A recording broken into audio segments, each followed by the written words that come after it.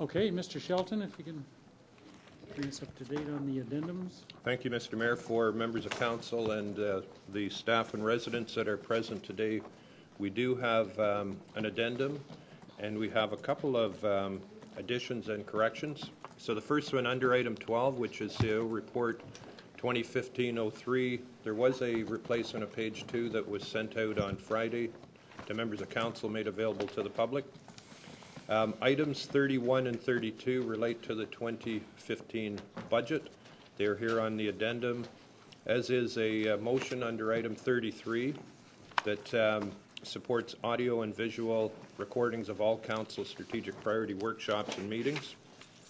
Item 34 comes out of the JCC meeting, as do a couple of other items that I'll cover in a moment, related to the minutes of the April 7th JCC meeting. That's a joint council committee meeting of Newmarket and Aurora council members. Item 35 deals specifically with a minute from that meeting dealing with the draft fire department master plan implementation options. Item 36 relates to item 4 of the Centre York Fire JCC minutes of the same meeting regarding feasibility of a consolidated fire service. And item 37 is a piece of correspondence from the clerk of the town of Aurora regarding the Centre York Fire Service budget for Aurora. Comments as per the protocol, the proposed JCC or Centre York Fire budget goes to Aurora Council before Newmarket considers the final approval of the budget. Item 38 is a deputation by Ms. Ann Robbins and Mr. Chris Sorley regarding the report dealing with downtown patios. And we have item 39, a deputation from Mr. John Burchill regarding the NEAC committee recommendations under the committee report. And we have a new item that's been added. It's a deputation request for Mr. John Heckbert regarding the Viva presentation. Under the closed session, we have item 1, which is a personal matters about identifiable individual, including municipal or board employees. And that's the appointment committee recommendations. And that's if requested or if required. And item 2 is correspondence regarding the withdrawal from consideration for appointments.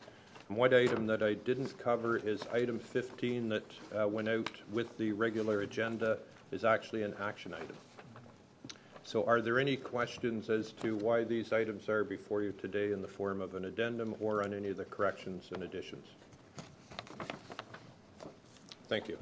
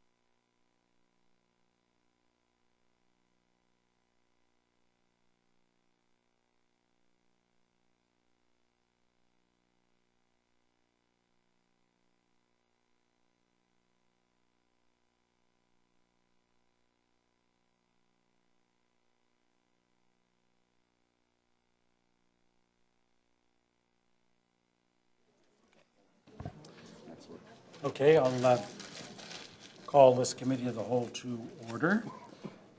Members of committee, the CAO has outlined the addendums to the agenda and corrections. Could I have a motion, please, to amend the agenda to include the addenda items? Councillor Hempin, seconded by Councillor Twinney. All those in favor? That is carried. Are there any declarations of pecuniary interest? There being none. I will stray from the agenda a bit because I know there's a number of people that may be looking for items that are on the consent agenda. So what I'll do is I'll ask what items on the consent agenda need to be dealt with separately. We'll pass the ones that won't. That may satisfy some of the individuals that are here and make the meeting a little more efficient. So could I ask for items to be pulled from the consent agenda? Councillor Sponga? Thank you, Mr. Mayor. Through you, item 13, 15, 16, 23. 13, 15.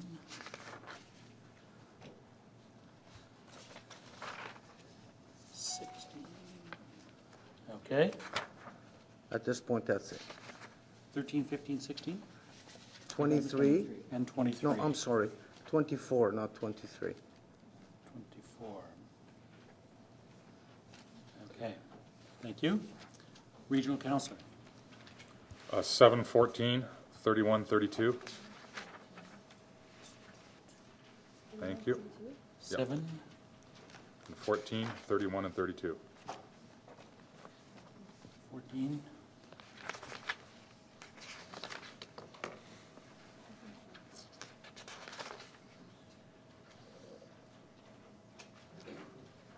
Okay, those are budget-related items. Good, thank you. Councillor Broom-Plumley.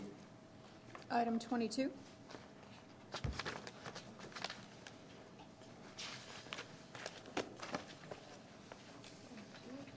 Okay. Councillor Twinney. From what hasn't been pulled, 17 and 18. 17, the noise bylaw. Yeah, And 18. committee structure. That's right. Good. Could I have a motion then to adopt, Councillor Bazance, sorry. Thank you. I think 24 has already been pulled, but I would also like to suggest 21. 4 and 21. Okay, can I have a motion for what few are left? Is there? Oh, okay. So then, could I have a motion, Mr. Clerk, on the items that are being dealt with by consent? So, Mr. Mayor, that would be all items with the exception of items 7, 13, 14, 15, 16, 17, 18, 21, 22, 24, 31, and 32. Okay, can I have a motion to that effect? Councillor Bazan, seconded by Councillor Broom-Plumley. All those in favor? That is carried. Okay. Now, were there any items that...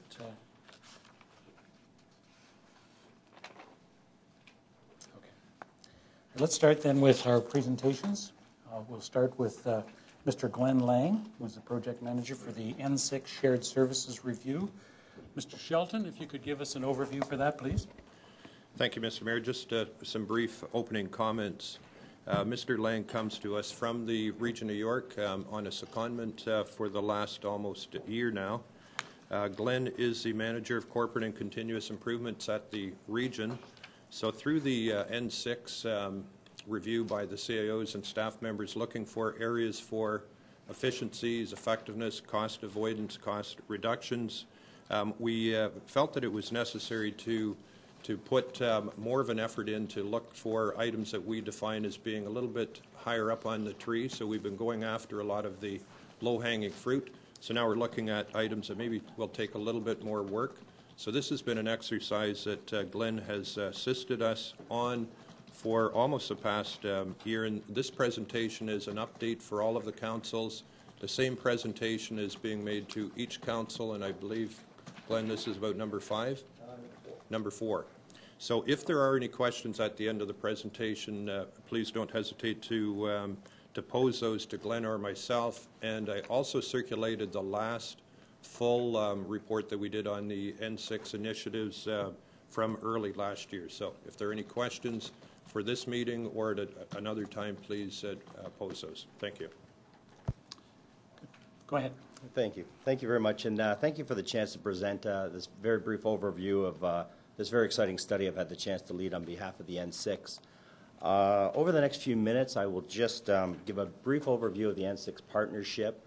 I will provide some general thoughts of shared services, briefly outline the study and the approach taken, and then give an overview of some of the suggested future initiatives that are being recommended to form the basis of our continued collaboration amongst the N6. Just a little quickly, who am I? A little bit about me. My name is Glenn Lang. I've been seconded from the region for a period of 1 year. My background is in strategic planning, continuous improvement in both the public and private sector. I've spent the last 14 years with York Region. Prior to that, worked in aerospace and industrial products distribution. I have a background in facilitation, project management, and quality improvement, and have led similar type studies like this in the past. So very excited to be on board. A little background on the N6 partnership. As you may know, the N6 is a collaboration of the 6 northern municipalities of York Region. A joint CO's working group meets regularly, as does management and staff at the operational level. These meetings are through some cross-municipal working groups that get together to regularly share ideas, best practices, and so forth. The intent of the partnership is to continually find ways to find better, innovative, and more cost-effective ways to deliver our services. And this slide just lists at the bottom there just some of the more recent N6 collaborations that you may be aware of. So what was the study all about? This study was undertaken to provide a comprehensive third-party assessment of where some future opportunities would lie for collaboration amongst the N6. Looking to build upon the current success of the N6 partnerships, this study recommends further ideas that will lead to additional cost reductions and service improvements. It's important to note that this study did not, fire services libraries and other funded boards were not part of the scope of this study, just to add some clarity to that. A little bit about shared services, because the words have different connotations. So for the sake of this study, we looked at shared services in sort of 3 ways. The first, we called it network and information sharing. So that's primarily ideas focused around increasing the effectiveness of our current collaborations, including things like sharing policies, procedures, best practices. As I mentioned, many municipal working groups already meet regularly. The Treasurers Group, Human Resources, Parks and Rec, and Public Works, just to name a few. The second category we focused on looked at things primarily focused around joint initiatives, collaboration, program delivery, and some resource sharing. So the current joint procurements we do with waste management contracts is an example of this, as is our shared use of internal audit resources amongst the N6 would be an example of this.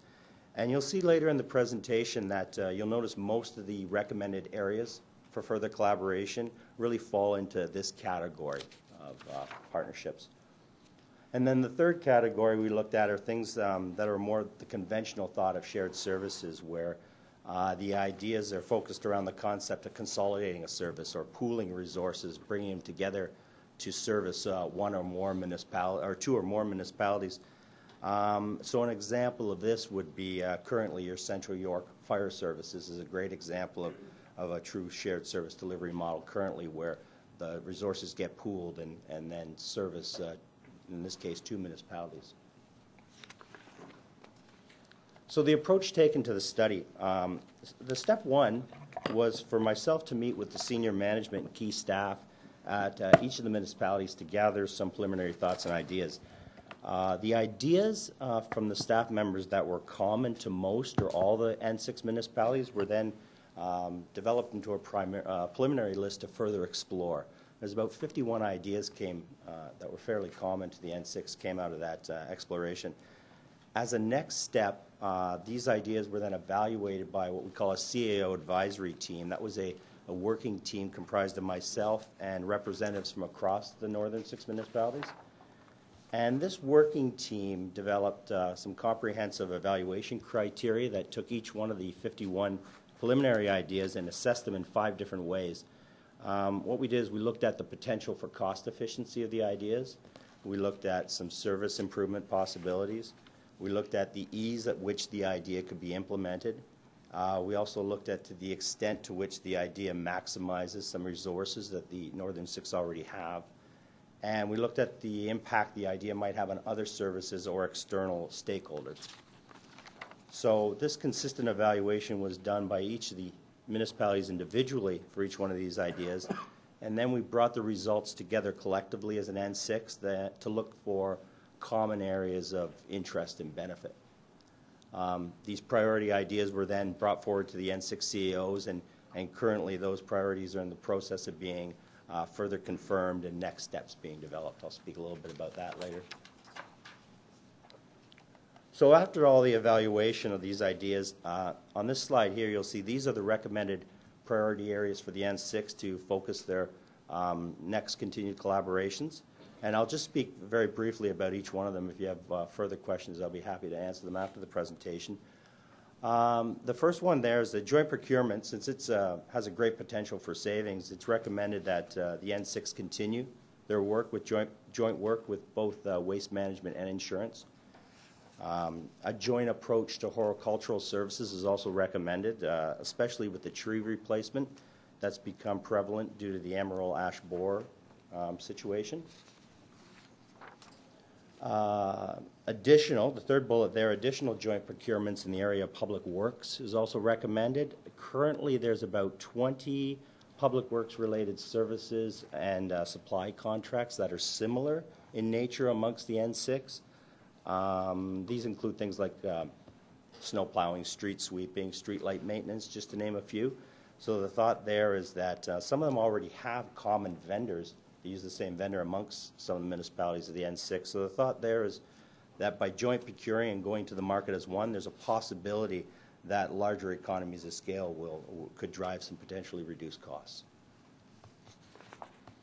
The next bullet there talks about the animal shelter and services. Currently, there's a partnership existing with there's a shelter out of town of Georgina right now. The town of Georgina has actually agreed to lead a study to look at the future of that, where it might go. We look at various options of future service delivery for animal control and services, including expanding the current partnership or the actual size of the facility, or other options that we may have to partner with other providers. So they're looking at a whole gamut of options right now, and they're leading it on behalf of all 6 municipalities. The way it's going to work there, the operations of that is that all the 6 municipalities will be involved in the actual discussions and options, and then, like all these initiatives, municipalities will look to see how it best suits them to either opt in or opt out of some of these initiatives. The next bullet point there talks about the sharing of maintenance, specialized maintenance equipment. So those will be things like reach trucks and vacuum trucks, front-end loaders, et cetera, that all municipalities may not have access to. So the thought there is that sharing those kind of specialized equipment may give us the opportunity to be more cost-effective and improve service delivery times throughout the northern 6 municipalities. And the same can be said for the next bullet point, where we're looking at sharing some specialized facilities, maintenance expertise, such as electricians, plumbers, HVAC, that sort of thing. Just quickly, the second last bullet point that talks about asset management approach. The thought there is that a common approach may enable us to share some best practices and leverage some special resource expertise that some municipalities have, and possibly develop common systems that may be more cost efficient than every municipality coming up with their own asset management system individually. And the last bullet point there talks of the septic maintenance inspection. It changes to the provincial regulations come into effect January 1st that require an enhanced program for maintenance and inspection of private septic systems. So exploring this as an N6 was opportune given its timing. On the next slide here, these are just in addition to the ones I showed, other initiatives to be considered moving forward. These could be thought as the B list, I guess, on the study, that it's recommended that after the priorities of the other slide have been successfully implemented, that maybe these initiatives could then be considered for another future wave of opportunities. I won't go into each one of them in detail here, but I can definitely answer questions if there's some specific ones of interest. So as a next step, Okay, you're just wrapping up. I was Yeah. just going to remind you you're at the 10-minute mark. So absolutely. As a next step, the CEO mentioned that I will be sharing this presentation with the councils of all 6 municipal partners over the next few weeks. And then in addition, the cross-municipal working groups will be further detailing each initiatives, discussing and resolving any implementation challenges, and coming up with some roadmaps on how to implement these ideas. So with that, thank you very much. I'd just like to say thank you for your time, and also like to say how great it was to work with your CEO, Bob Shelton, and his senior staff and management throughout the study. I very much enjoyed my time working with the entire N6. So thank you. Thank I have you. questions of clarification. Councillor Hempin? Thank you. Thank you for the presentation.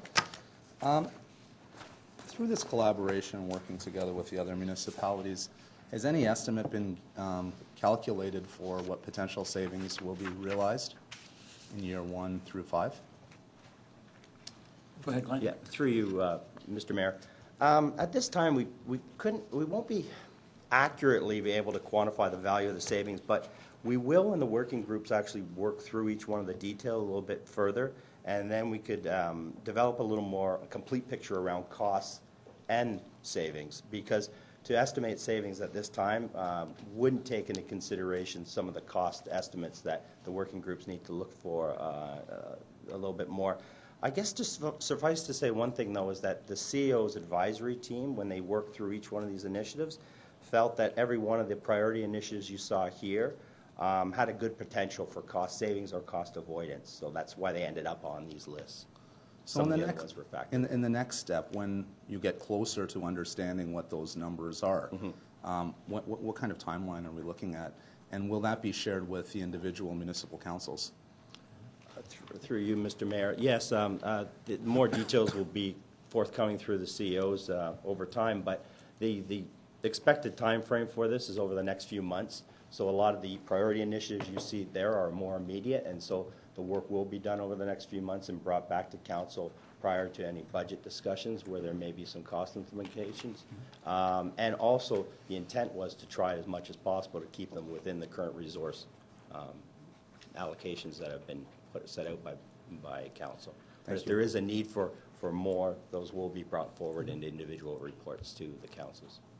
At the very least, Mr. Shelton, I think we get the benefit of at least an annual report in terms of where things are going. And then as each project starts to mature, then council is requested as to whether or not the municipality, the respective municipalities are interested in participating. Is that correct? Maybe you can elaborate on that? Yes, that is correct. Thank you, Mr. Mayor. We do an annual report and then specific reports as initiatives start to mature. We're just sort of ramping up again with the new council. So typically we will have a meeting of the 6 mayors, come up with a work plan, bring it into all of the councils, make sure that there's a comfort level with that. And then as indicated, if there's a specific initiative that we're opting in on, we would be reporting to council, and also any budget impact, both initial costs perhaps as part of the review and potential savings would be identified as well. The N6 initiatives have been very fruitful to date.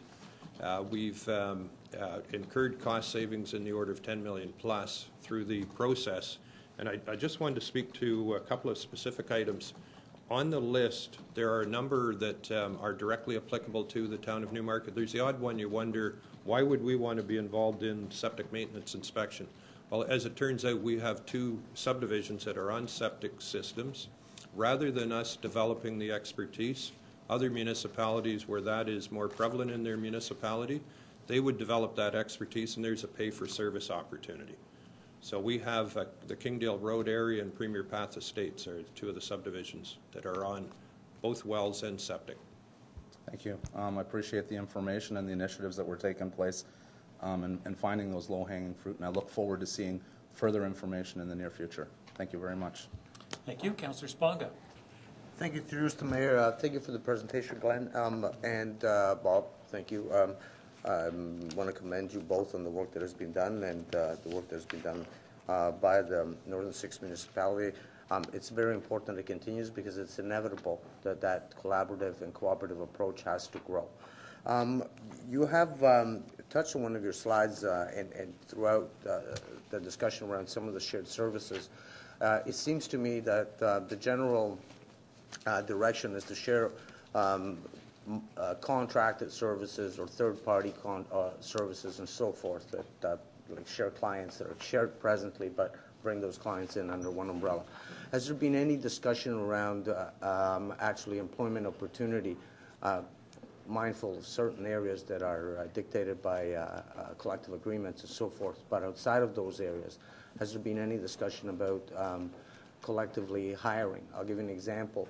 Actually, not too long ago, Councillor Hempen and I ran into somebody who was employed by 2 municipalities, and both Northern Six municipalities. So that sort of discussion, is that taking place? Through you, Mr. Mayor. Specifically, initiatives around joint hiring wasn't something that came up as a priority, although there was discussions around that through our preliminary investigation and discussions with the department heads and et cetera. Some of those type of initiatives were thought best to be explored through the current working groups that currently exist, so that we didn't lose sight of a lot of the priorities that you didn't see here, like the priorities you saw here. We didn't lose sight of the other ideas, but the thought was that, you know, maybe we need to think about some of the more rationale for some of those.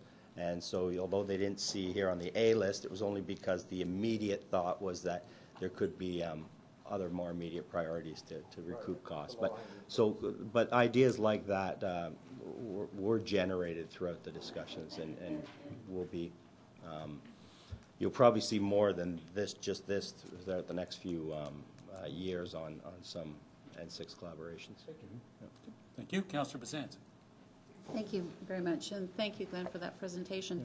Just a question out of curiosity: is there any other municipality that has this kind of collaborative group of municipalities? And if so, has there been any consideration of an implementation idea or initiative that they've done that has been very, very fruitful that we could emulate or borrow their idea from?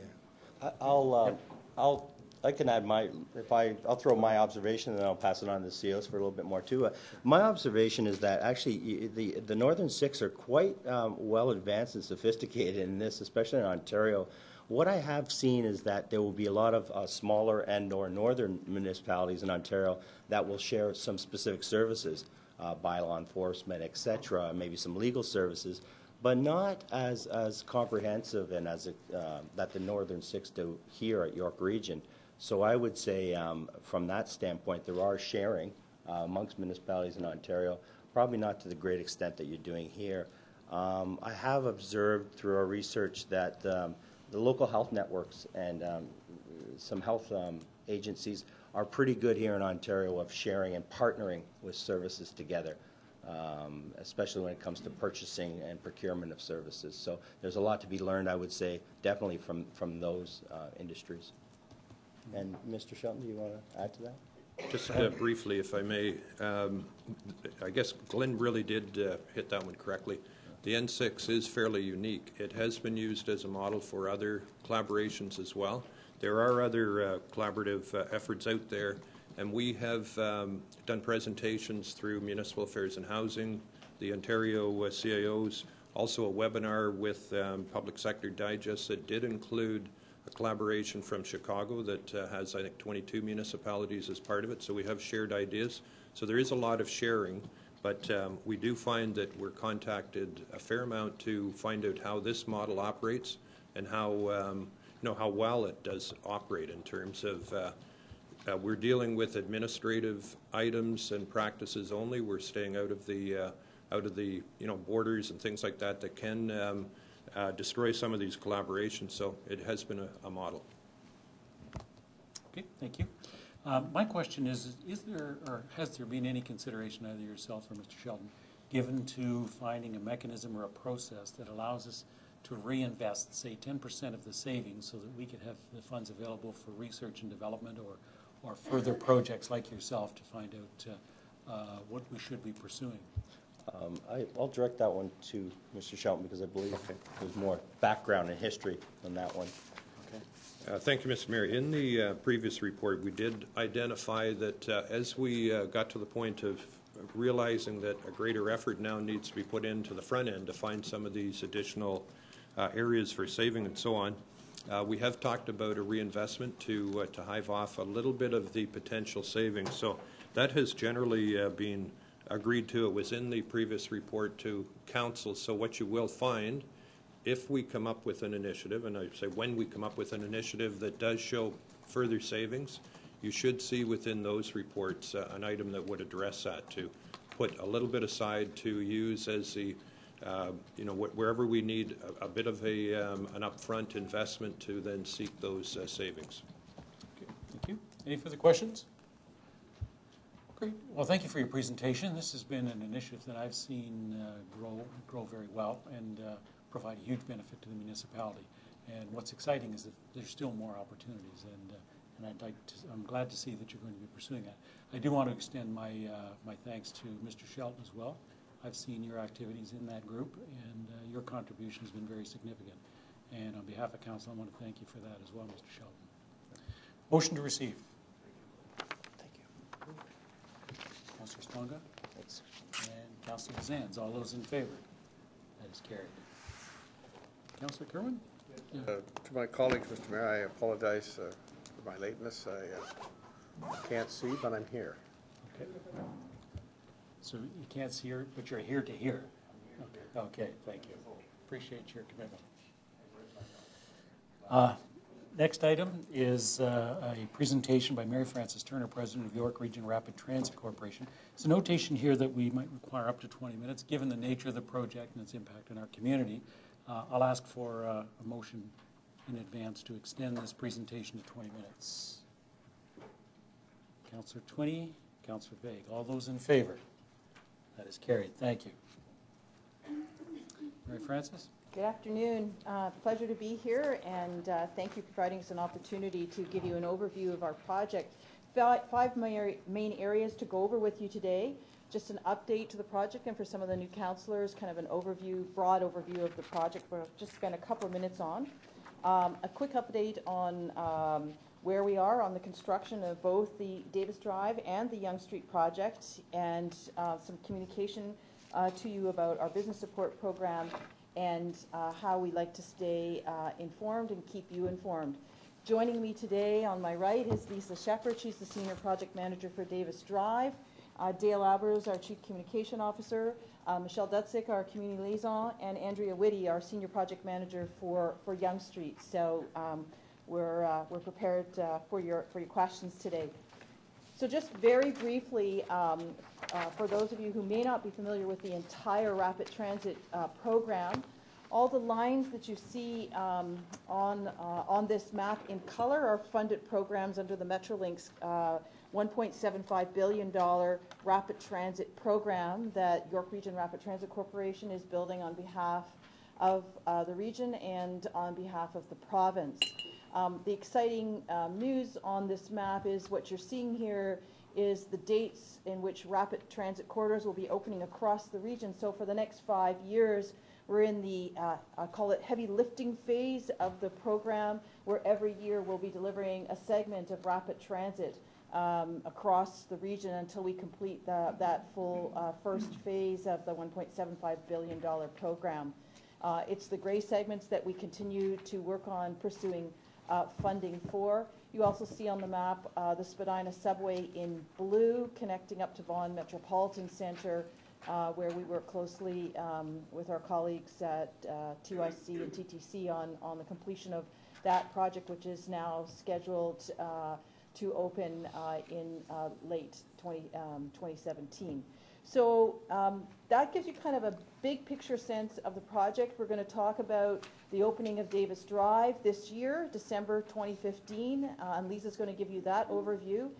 Then Andrea is going to walk you through an overview of the construction sequencing and programming for Yonge Street. And then we'll also walk you through some of the communication. And again, we're here to answer any questions that you might have. So I'm going to turn the floor right over to Lisa. Thank you, Mayor Francis. So just really quickly, there are a number of accomplishments that we've had in 2014 on Davis Drive. We've been out there for a while, so I think we can all see the light at the end of the tunnel, and hopefully you can see it along with us. The utility relocations are 95% complete. There is some finishing work that we're still doing in the field. All of our Viva stations are under construction, so at Longford Parkside, at Main Street, and at South Lake, and they're all in various stages of work. We've completed quite a bit of the sidewalk and boulevard installation, so that work is ongoing, and you'll notice most of that in the west end of the corridor. So essentially from Lorne westerly to Yonge Street, you'll see that we've done a lot of the boulevard work. The Union Hotel was moved to its permanent location, which was a big accomplishment. And the major culvert and bridge works are completed. We do have some finishing works on the Keith Bridge that we're currently undertaking, but the major works were completed last year.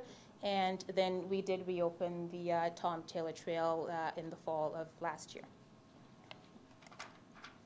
So what's to come this year? We will be opening up the Rapidway, as Mayor Francis mentioned, between Yonge Street and Roxborough by the end of the year. The 3 Center Lane Viva stations, as I mentioned before, those, of course, will be opened. We do have 2 curbside stations, and these are what we call the quick start style stations, and you can see the image on the right. These will be the stations at Huron Heights and at Leslie on the curbside. There will be new traffic signals at the South Lake entrance, and then of course we will have the full and final configuration of the entire corridor, which includes U-turns at signalized intersections. One other thing that I will talk about in a minute is a new park and ride facility over at the GO and 404. The existing facility that's there will be reconstructed. So our new stations are taking shape. As you can see in the field, the new canopies are of course going to be pedestrian friendly. We will have CCTV cameras that provide security for our passengers. We have variable message signs. There's an emergency call button. So there are a number of features within our stations that will make our passengers feel safe and a friendly environment. And that speaks to the comfort also that we will be providing. There is an enclosed feature of our stations that's heated, so that will be welcomed in the winter times on those cold days. And then, of course, all of this design details, it helps to put the shape for the new stage of development that will be coming in as we finish up the Rapidway.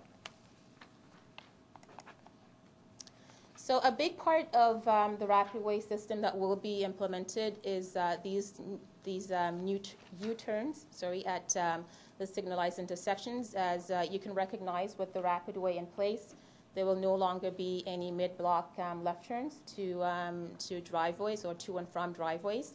But vehicles will be able to make the U-turns, and of course these will be legal U-turns. And this is an image from the Rapidway on Highway 7, and which permits U-turns to be made at the signalized intersections. And we will just run a video for you just so that you see what this will look like.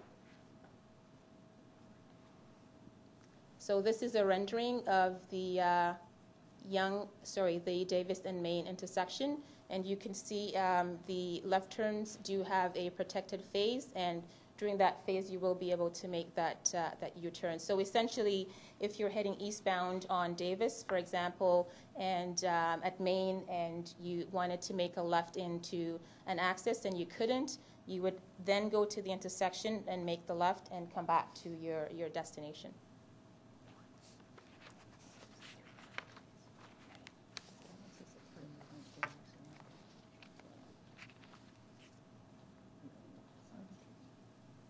Right, so of course, similar to a regular operation of an intersection, you have the east-west movements and then the north-south with the pedestrian movements.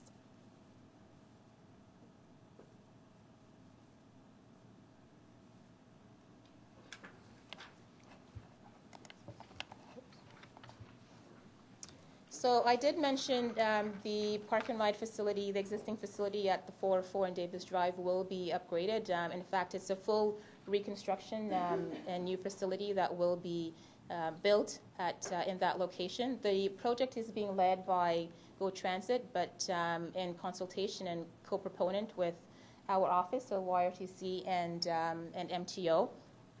The contract has actually been awarded just very recently, and construction is expected to start by the end of this month, with construction completed by September.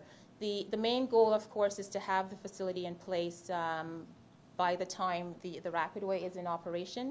The Viva buses will actually use this parking lot as a turnaround. As you can see in the bottom image, there will be a Viva Go Transit facility, so there will be information that tell drivers which is the Go Transit stop, and so there'll be a shelter for Go and a shelter for the Viva buses. It's going to be almost 200 parking spaces, so it's a commuter parking lot, and it will service the Go buses and the Viva buses. You will see a bit of a buffer between completion of construction and December operation of Go and Viva. There will be an opportunity, of course, still for commuters to use the parking lot during this phase, during that 3-month phase, but it's also a buffer that in the event there is some delay with construction of the parking lot itself, that there is still that opportunity to catch up in time for the construction of the Rapidway and opening of the Rapidway. One big element of the work that we have to get completed this year is replacement of the GO tracks. So, of course, as part of the project that we're undertaking, we have to widen Davis Drive at the GO rail tracks. And one requirement that we have, which is part of the permits from GO, is for us to replace the existing tracks and to replace the existing cantilevers and so the existing cantilever and signals, and the tracks themselves need to be replaced. We did look at a number of options to perform this work, and the most feasible and viable option is to close Davis Drive, so just a localized closure of Davis Drive on the May long weekend. We have been working very closely with York Region, with Go Transit, and of course Town of Newmarket staff. And we've also held very recently, we've had some dialogue with the businesses this past Friday. And prior to that, we did meet individually with a number of councillors to bring you up to speed in terms of the plan and what we will be doing. There is an extensive communications plan as part of this work. The idea is on the May long weekend, we get in on the Friday after the last GO train has left, and we get in, we get all of the work done, and then we are out by before the first train on the Tuesday morning. So essentially, it's that 4-day period on the long weekend. So some of our communication strategy, of course, is the early notification to the businesses and the public and the multiple stakeholders.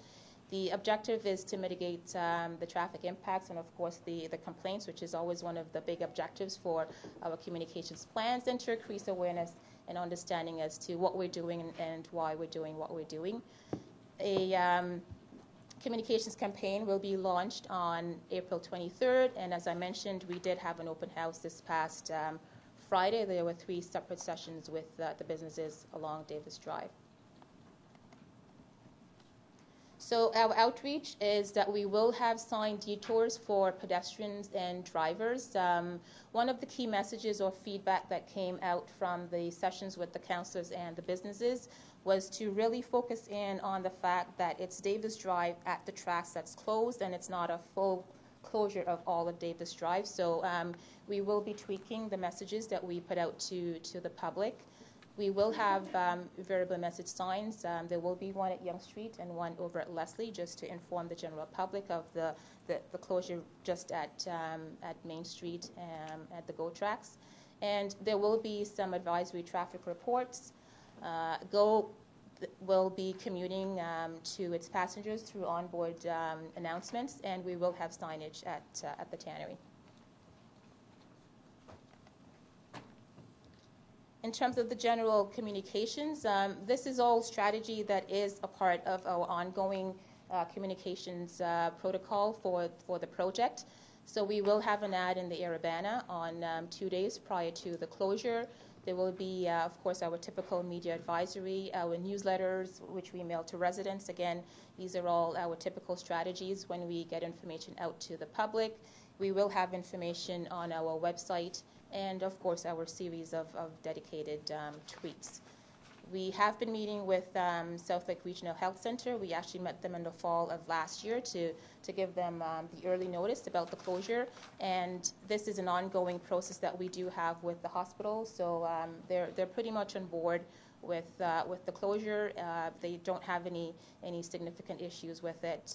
And they have a means of getting around Davis Drive on that weekend. So just as a recap, again, we will be up and running by the end of the year. We will have some work in 2016 to do some finishing touches. Essentially, the work will be on the boulevards.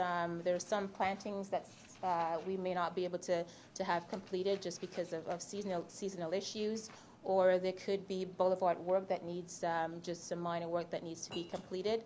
But of course, we will be in service this year with the finishing touches into next year. We will have a comprehensive education and launch campaign in the fall, and this is basically to start to educate the general public about just providing awareness about the Rapidway, how to get to the median stations, how the traffic signals will operate, and information along those lines so that people do feel very comfortable with the launch of the Rapidway itself.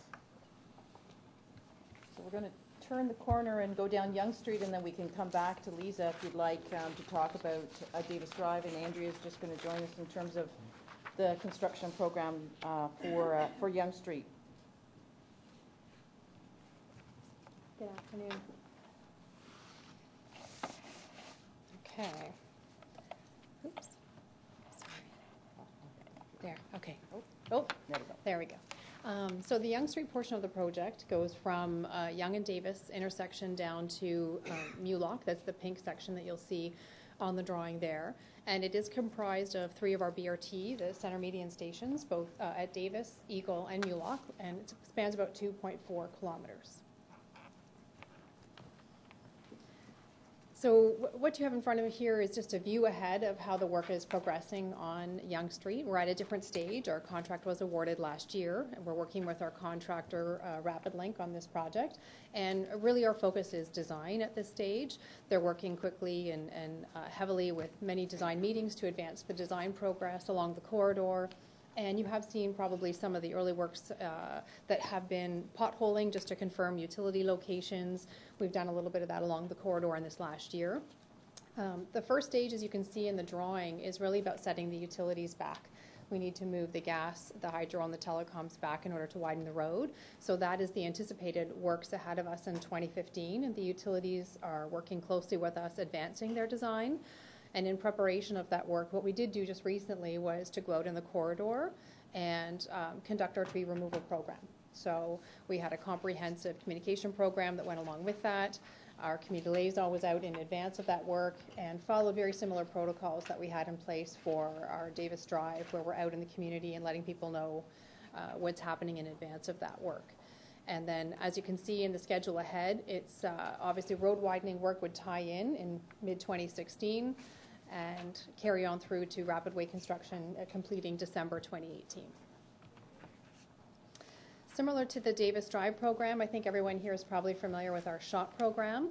It was developed in conjunction with the Newmarket Chamber of Commerce, and actually many of the other chambers and boards in York Region were involved in the process early on. So the SHOP Davis program will continue this year and roll out into the Yonge Street corridor.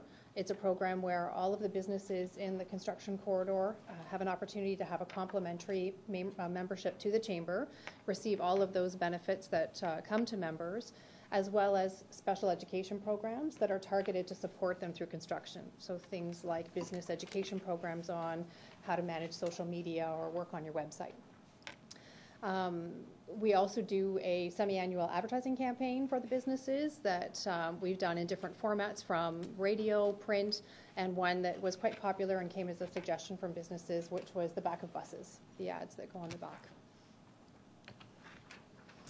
We are also planning for our spring open house. So as you can see up on the screen, we have a sample of the invitation. The date is May the 13th.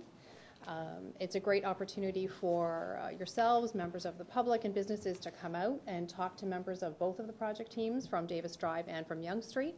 And we're holding it at the York Region Administrative Center.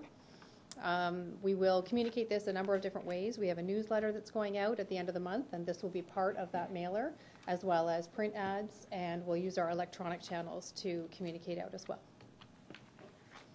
And as we've talked about here, I think you've met, many of you probably, the lovely young ladies that are our community liaison team. Both Michelle that's here today and Christina are dedicated resources on the Davis Drive project. And Leslie has been out in the corridor, door to door, meeting all of the businesses along Yonge Street to make sure they understand that she's there for them as a dedicated contact to give them advance notice of all of our construction works. There's also many supplementary pieces like I talked about. We have our print materials that go out regularly, and our website and electronic updates is really most critical. It goes up on a regular basis. That's it. So thank you very much, and we're pleased to answer any questions you might have for us. Thank you. Thank you. Councillor Sponga. Thank you, Mr. Mayor. Thank you, Mary Frances. Thank you, Andrea. Thank you, Lisa, for your presentation. A couple of questions, starting with, I guess, Lisa, and some of the updates on Davis Drive. I just wonder if you could give us, first of all, a couple of some update, if you can, on the culvert at 212 Davis Drive, I think it is, or 2 by the Christ the Church, I believe it's called. So I believe that there is ongoing dialogue between yourselves or the town and us and the developer in terms of what will be happening at the culvert. So we're still in dialogue with the developer in terms of what will be happening. So there's no works moving ahead there at this point? Pardon me? There are no works moving ahead at this point? Well, no, we've basically done as much as we need to do at this point. We do have future work in the event that there isn't an agreement in terms of how we will move forward, but we are in dialogue with the town and with the developer. Yeah. Thanthat. Maybe, Joe, before we do that, Mr. Shelton's been involved in those discussions. Thank you, Mr. Mayor. We do. Sorry. Go ahead. We do have the commissioner and staff involved in that one, so there are very good discussions going on. Things are looking positive. We're waiting for a price to fill in that remaining section of ditch and to create an area that can be used as a breathing space on the corridor. Thank you so much. Another question was, again, on I had the opportunity of, and I don't know if you considered Mr. Dale Albers, one of the two lovely ladies that's working on Davis Drive, but I had an opportunity to meet with Dale and Michelle last week to discuss May Long weekend closure. And I appreciate the opportunity that we'll have, I guess, later in the week, an opportunity to meet again with some of the folks that are concerned with the traffic and traffic infiltration in the neighborhoods. One of the things, and great to have this opportunity to ask you, there may be a need for additional paid duty. And I'm just hoping that, yes, I know you're doing a bang-up job in terms of communication, social media, and so forth, and letting people know with signage and so forth that that intersection is going to be closed. However, or that crossing is going to be closed. However, traffic mitigation during a long weekend, when we have farmers market and so forth, a lot of kids, especially in areas such as Queen Street and so forth, out for the long weekend, potentially it could be it's a serious concern for a lot of folks. And so I think it'd be important that there be some additional, and we can discuss that through, I think, later this week we're going to meet, but, you know, additional resources needed in terms of actually police force on the ground. So I appreciate that. Before you go further, is there a staff, even next meeting prior to the May 24 weekend that this could be part of, so we can engage all of the staff? Mr. Shelton? I believe we should have a meeting before then. I'm certain of that. We did have a meeting just a week or two ago now, where we did start to have some discussion about that, and there is dialogue going on with our technical staff to be sure that there are checks and balances in place there, Mr. Mayor. Okay, I think that meeting is on May the 15th, so you can have the discussion in advance and then staff can be engaged in that on the May 15th meeting. Okay, thanks. Absolutely. Sorry, Joe, Thank go you ahead. so much, Mr. Mayor. No, that's great information. The other thing, through you, Mr. Mayor, I guess to Lisa or Mayor Francis, you spoke about what we can expect to see done by December on Davis Drive, and I know the gateways, for example, at Davis and Yonge and the station there may have to wait until some of the work on Yonge Street is completed. I'm not sure what the timing is for that. But when can we expect to see the gateway at Main Street completed? So we are putting in provisions on your behalf, and as part of our project, Right. and then the town will be coming in to finish up that work at such time when we provide the area to you. So this will be done by December this year? I'm not sure what. No, the regional side of it. Oh, yes, yeah, so, right, whatever provisions we're putting in, so I believe we're putting in some underground conduits so that you can get the lighting up to the feature. So yes, all of that will be done Okay. by December as part of our project, Okay. yes. So then it'd just be an issue of just fixtures and so forth that have to go in. Correct. That's our side. Okay, thank you so much. Last question. Andrea, I've had the opportunity of working with Andrea for a long time, and I have a lot of respect for Andrea. And you've compared, very much like we've did on Davis Drive and so forth. So, as to what's going to happen on Yonge Street, and but there's also a lot of lessons that had to be learned from Davis Drive. So I just wonder, what were those lessons? And I'm sure there's a whole bunch of them, but are those lessons being analyzed, and are they going to be implemented? And just to touch on one, for example, I want to thank Michelle and Dale, because we had an opportunity to meet with some of the businesses, 130 Davis Drive, I think, last week or the week prior, for additional signage to the shops. And unfortunately, they found themselves to a position where, yes, they're very constrained by the budgets that have been allocated for that. So is this one of the things we're looking at making sure that there is that budget dollar there to promote the businesses, to provide signages that might be, over and above what we expected was needed in Davis Drive? It's a great question. In terms of the reference to Davis Drive, I certainly meant to infer that we're using the same tactics that have been very positive. Both from a technical and contractual perspective, we looked at the lessons learned as a project team, how we could weave them in differently. And certainly when it comes to the business support program, under Linda Filippi's leadership now as the manager of the liaison team, she's been quite involved in working with the Chamber to try and really evolve the business support program and evolve the tactics that the businesses want to see with respect to signage and other support materials. So absolutely, we'll continue to roll in what we find works best, similar to the Davis Drive event, which has been had a lot of positive feedback. Take that and move that into the Yonge Street program as we evolve. In conclusion, I hope that once we get there, and prior to the shovel going into the ground, we could get a presentation on how the communication and business support program will be rolled out and what that entails. Thank you so much. Thank you, and that would be certainly consistently on the agenda for the joint task force meetings as well. Okay, Councillor Bazance. Thank you very much.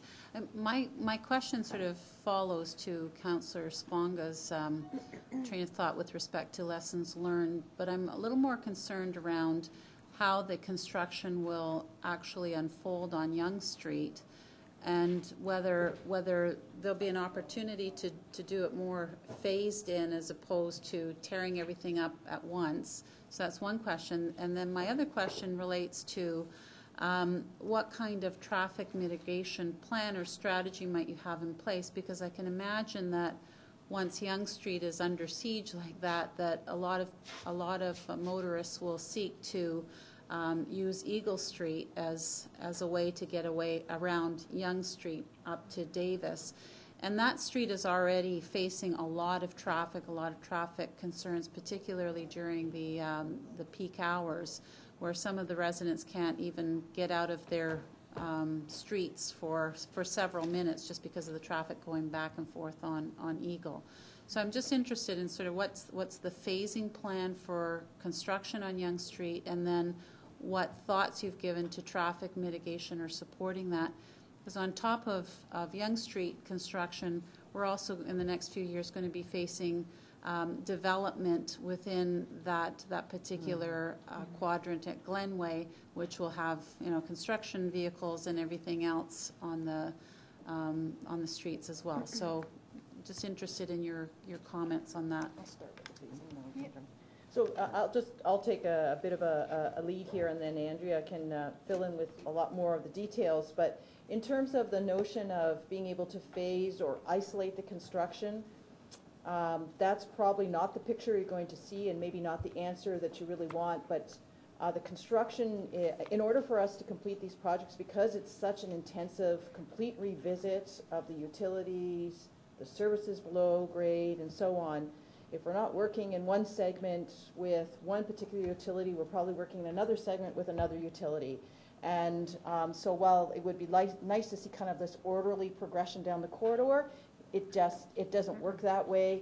It's a full, all-out, more or less attack on whatever space is available in the corridor for whatever utility we can have out there, primarily to get this work done. And it's, you know, for the public, it's difficult because they can't quite understand what we're doing out there, because sometimes we're back in that segment again and then again, but that's the next utility and the next utility being set back. And there's really, as a constructor said to me, it's too bad the public can't really see the city that we built underneath the street before we started constructing the project on top of the street, because that's really what we're doing out there. And so while Yonge Street does afford us more elbow space than Davis Drive, it's still going to be an intensive construction period throughout the length of that particular corridor.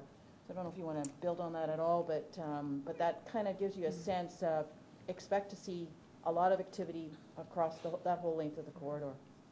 I would only add that, yeah, with that in mind, certainly utilities are taking lessons learned from their own experiences and going to apply them to their own work programs, but we do expect sort of that heavy, you know, sequencing of work, keeping in mind that we want to keep people moving, and that will work closely with, you know, York Region in terms of lane closures and how we can apply them in the corridor.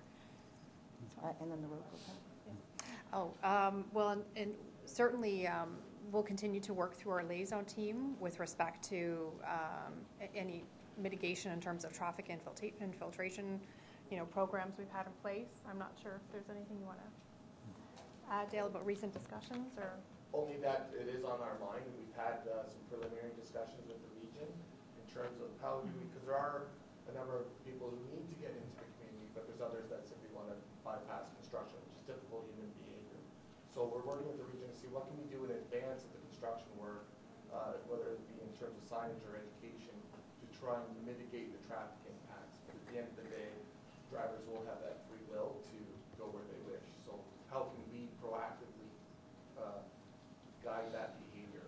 And those are the preliminary discussions we're having now, in anticipation of launching that next year in the spring. Heavy construction on Yonge Street won't start until early next year. Mary Frances, you mentioned we have more elbow room on Yonge Street. Yes. Is the road allowance wider or wide enough, or there won't be any buildings that need to be taken down, or any expropriations to any large measure? No, so we're not into any buildings coming down, and so the corridor, you know, the right-of-way is wider to begin with for sure, and most of the buildings are set back. So the only building we've taken down was the little building on the corner where Belinda's place was. That building came down because it was sitting inside the site triangle. But beyond that, Yonge Street is a much more generous corridor and a somewhat newer corridor, so we're hoping that some of the construction will be a bit smoother in terms of utilities, the ages of some of the utilities and so on in that area. Thank you. Regional Councillor? Thanks very much. I might have missed it, but if you didn't, can you speak specifically to the nature of the detour on Davis Drive during the closure? Did you? Was there a slide that actually pointed out exactly where the detour is, or? No, we. So I'll just have to. You have to try and visualize it. But so at the closure at Main and the GO tracks, there will be localized closure just down Main and across, I believe, the first east-west street. Is it Queen? Yeah. Queen, and then back up Prospect, or Charles, okay, sorry. Back up Charles and then across Davis Drive. So that will be for local traffic, local businesses, and also the pedestrian route will be very similar. And then for the commuting traffic, It'll be basically recommending that people take Yonge Street or Leslie and across Green Lane and Mulock in the south. So that's the sort of the bigger picture detour, and then we do have the local detour internally close to the tracks.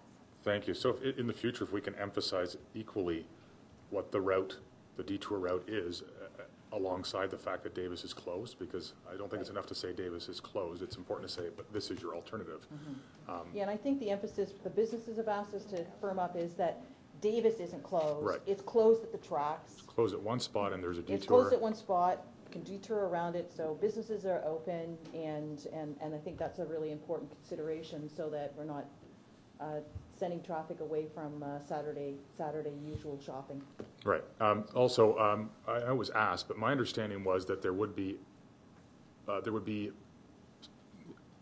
people, workers of some sort, police or otherwise, at the 2 points of closure that would be there to direct, if Correct. necessary, the detour. Is that correct? Yes, correct. Okay. We have a PDO at Main and Okay. one at Charles, Great. and yes, flagmen, people, yeah. And finally, on that topic, one last thought is just that you mentioned closure after, and I'm sure you've got it timed out, so maybe it's too late for this comment, but closure right after the last train on the Friday, the long weekend. I hope there's also some sensitivity that that's probably coincident with, or close to being coincident with, rush hour on a Friday of a long weekend, and you might want to give yourself a little, like, not closing it minutes after. Yeah, it's just I hope it's a little more flexible Get than out of the that. lot. To that point, it was just to highlight that it was going to be after the last train Okay. on Friday, and then before the first train on Tuesday morning. Okay, great, thank you. And then finally, just the other area that we hear a lot of interest and concern in, could you just highlight, business impact clearly has been a major issue with Davis Drive. Could you highlight the process in which businesses engage in seeking support or compensation for any impacts that they feel they've endured? Yeah, so business loss claim follows a very exact process, and we would ask the business owners, likely through their lawyers, to be in contact with our property services representatives, and they will put them in contact with the package that they need to submit and file, and there's a formal package that they file through property services, and then we get the right people involved in that particular process.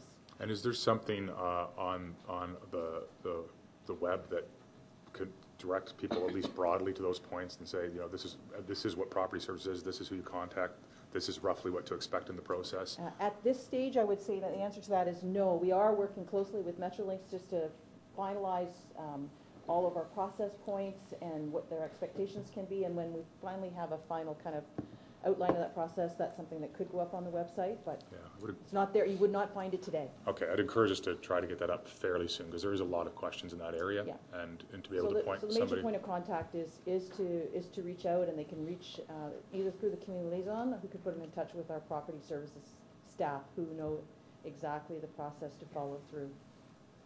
So your suggestion, the point of contact is community liaison? Well, if they're not able to reach property services staff, they can reach our community liaison staff. So, If Mary France, either- I'm not trying to be difficult, but Yeah. to say to most people and small business Yeah. people, contact property services staff, that, Yeah. I think they need a clearer. Yeah, no, they need a point Yeah. of contact, a person And to reach. maybe something online, you can, even if it's a Yeah. contact person and a bit of information that helps them. Okay, thank you.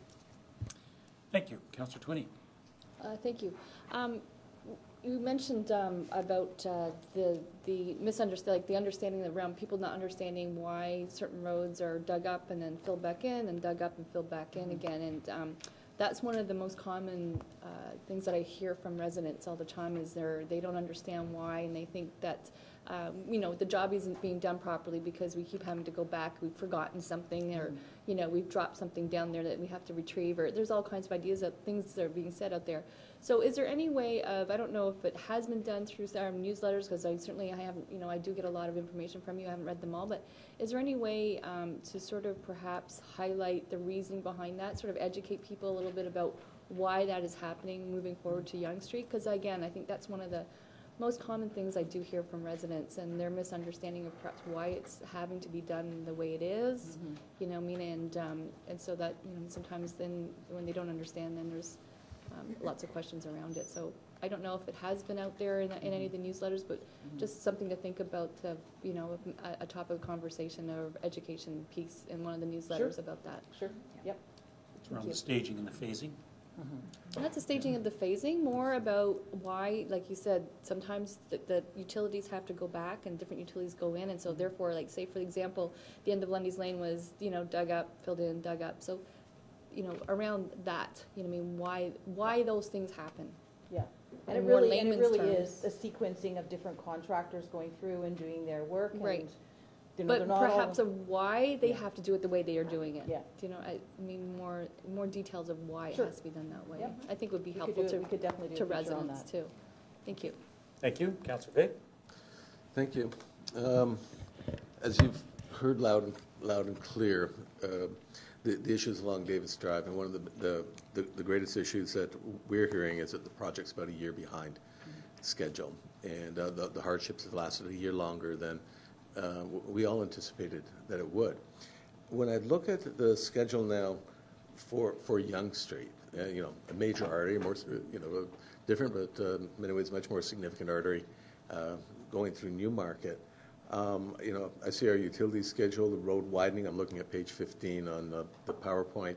Rapidway construction, then it's in service, taking us basically to the end of 2018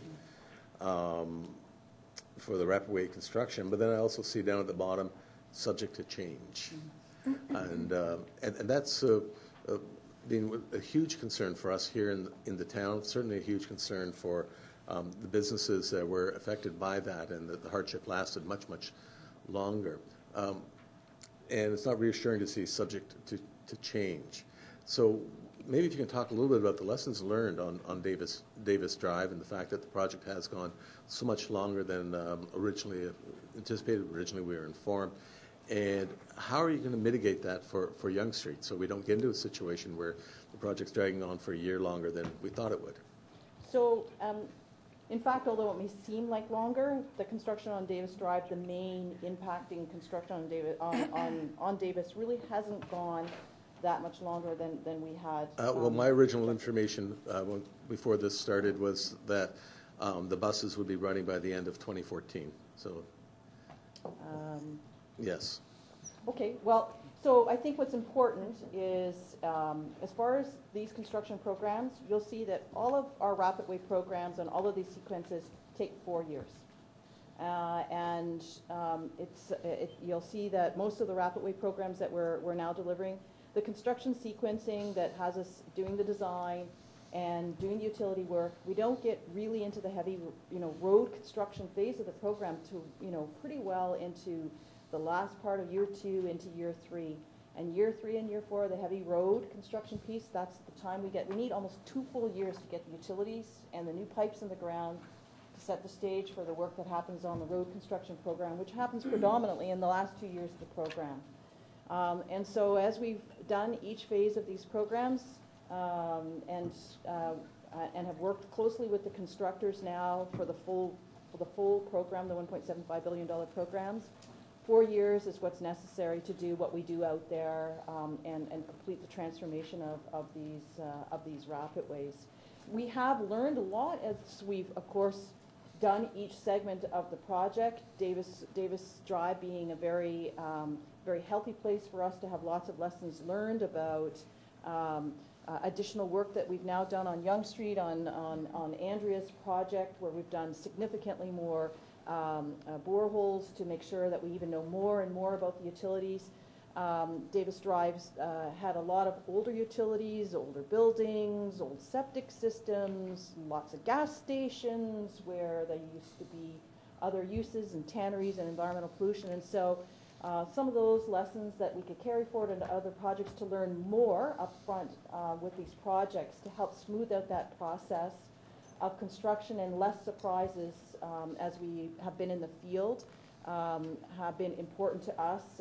But still, looking at a full 4 years from a full utility start out there in the field to the end of the project is what it takes to really undertake what is a comprehensive, complete revisit of a right-of-way. Okay, sorry, just follow up, and I'm not going to be argumentative, but most of those things that you mentioned were actually known beforehand. We knew that we had old gas stations there, et cetera, et cetera.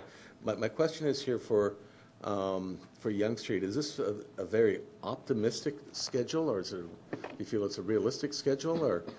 We're going to say it's a realistic schedule. We always say things are subject to change. As much as you can hope that putting the holes in the ground that we do to look and see where everything is, there can still be surprises. There can still be bad weather. There can be tough winters that mean that we don't get in the ground as fast as we want. And so subject to change is necessary to say, because we can't anticipate everything that we might encounter in the field. Thank you. Councillor Kerwin. Yeah, just as this meeting is being streamed and people are curious, when you talk about Metrolinx and you talk about Viva, this project, and you mentioned, I think they're spending about $1.79 billion, I think, or close to it, on transit. Is the money that's funding Davis Drive from Yonge Street to Roxborough, is that money totally coming from the province, or where's the figure was in the paper about $300 million to do the construction from Yonge to Roxborough? Does that $300 million come strictly from the province, or where is that money coming from? So everything, you won't be seeing that necessarily so well today, but I can't see it at all. So. No, so, okay. But I know you've seen it with us before. But the entire Metrolinx $1.75 billion program. So I was close. It's 1.7. Yep, you're very, very close. 1.75 billion, and that program 100% is funding approximately 35 kilometers of rapid way across the region. So including the segment on Yonge Street and all of the segment across Davis Drive. Okay, totally funded by Metrolinx, which is province. There's no money. There's no money there from the region whatsoever. No. It's strictly from the province. That's a point of clarification. And I agree with my colleague, Councillor Twinney, is that I have a retirement residence, very beautiful retirement residence on the corner of Roxborough and Davis, called the Roxborough. Yes. And the residents there constantly phone me, and the question always is, well, why are they digging it up again? Right. And a fair number of those residents are engineers. Yes. You might just pop in or send some information into the Roxborough residents, because they're very curious, because they spend a fair amount of time eyes on the street, right? Watching the program. Right. Okay, so Yeah. I agree with you. They are. The other question is on Davis Drive, there are going to be parallel routes. There's going to be York Region, which is run by York Region, and Viva, which is, I believe, run by the region as well. Is that correct? Yes, that's right. They're all part of the same family of services, and the rapid transit runs down the middle of the right-of-way. Now, as we're running York Region from, and we always have run that bus from Yonge to Huron Heights, and now we're running the rapid transit from Yonge to Roxborough, and I assume that rapid transit from Roxborough out to where it turns around at the 404. Does it run from the rapid transit? Does that line then run empty from Roxborough out to 404 where it turns around? No. It will pick up. There will be another station as well at Huron Heights and at Leslie. Okay, so, but not rapid transit. No, it'll be curbside stop. Curbside stop. Yeah. So, my question is the time frame. As you're going to be running curbside York Region all the way along Davis Drive, and you're going to be running the rapid transit, what is the time difference between those two transit systems that are running parallel on Davis Drive? How much faster is it for Viva to go from Yonge Street to Roxborough, and you compare it with a bus that runs from Yonge Street to Roxborough? What's the time difference? Okay, so what I'd like to do is actually give you an email that would give you the running time differentials, because I don't have them here today with me, to let you know. It depends on the time of day that you're running the service, compared to the local service, and what time of the day the local service is running as well. But just to give you an example, if that's okay. Yes, please do. So For example, on Highway 7, where the Rapid Way is now running in the Rapid Yes. Ways, travel time savings are being experienced of 35 to 40% over the travel time that used to be experienced when running in mixed traffic. Okay, so eventually, when these two parallel systems are running, we will be able to concretely have the difference in time. Absolutely, because our buses are all equipped with travel time and GPS, so they can absolutely track the travel time savings that are being experienced on the right-of-way. Okay, good. My final question, as they're both interwoven and they're within the budget of the region of York, what would Viva itself, or Rapid Transit itself, along Davis Drive, when it's operational, how much will it be subsidized per passenger per ticket? Now I see the figures that transit in York Region is subsidized 61% by the taxpayer, 39% by fares. What will be the ratio of Rapid Transit when it gets up and operating? So we don't distinguish at the region by the Rapid Transit service versus the local service in terms of the subsidization. It's a blended program. We'd have to separate that out to give you the level of service, and you'd have to define which corridor you want it to measure it on. So by way of example, and that's not to avoid the question, it's just to say that generally we average across the entire transit system. But as an example, Yonge Street is a very heavily used piece of the Rapid Transit system. It's our highest ridership of all services across the entire region. And you could do a calculation of what level of subsidization there is for that service on that corridor. But generally, transit services don't like to do that kind of modeling because the heavily used systems help carry the other routes across the corridors. No, you've answered, but that will all break out once this project is completed. Right, because Once then you can do once it it's up and operating, Right. and it's not fair to gauge it in December of 2015 when everything will be up and running smoothly. Right. But later on, 6 months into 2016, we'll be able to get those figures. Yeah, we'll be able to start to see all And the patterns. I'm sure you'll be back again to explain Yonge Street to the residents. So when you come back again in this public forum, if you can bring those figures, I'd be glad to see them. Sure. Thank you. In addition to that, though, I believe that there's an annual process where each route is reviewed and the cost revenue ratio for each route is reviewed, and there's certain criteria that needs to be met, and those routes are modified depending on the cost factor in that and their utilization. So that's also another part of an annual review. Yeah. Good. Concerned with this, whatever the region spends on transit, which is a good thing, they don't have the money to spend on this sewage treatment plant that's to be built in East Gwillimbury, and that's impacting accommodation. And I'm beginning to find the pressure on Newmarket for people to find accommodation is absolutely intense. I have a friend who had one unit to rent, and he had 200 applications. So there's a deficit within Newmarket of housing right now, particularly rental or anything. Council, we need to be careful that we don't mix capital budgets with operating budgets. It's the operating costs that we were talking about. I'm well aware of that, but I'm just saying whatever spent in operational sometimes moves from capital to operating and vice versa. But I know it's a capital project, but the region at the moment has delayed a very, very important capital project to the region of York by almost 4 years or 5 years, Mr. Mayor. So it's all money. Mm-hmm. Thank you. Councillor Hempel. Thank you, and thank you for the presentation. My questions or comments will be along the lines of Councillor Vase. We've seen, and I feel that, I believe that the project would have been completed by 2014. That in 2010 was my first year, and I believe that 2014 it would have been completed.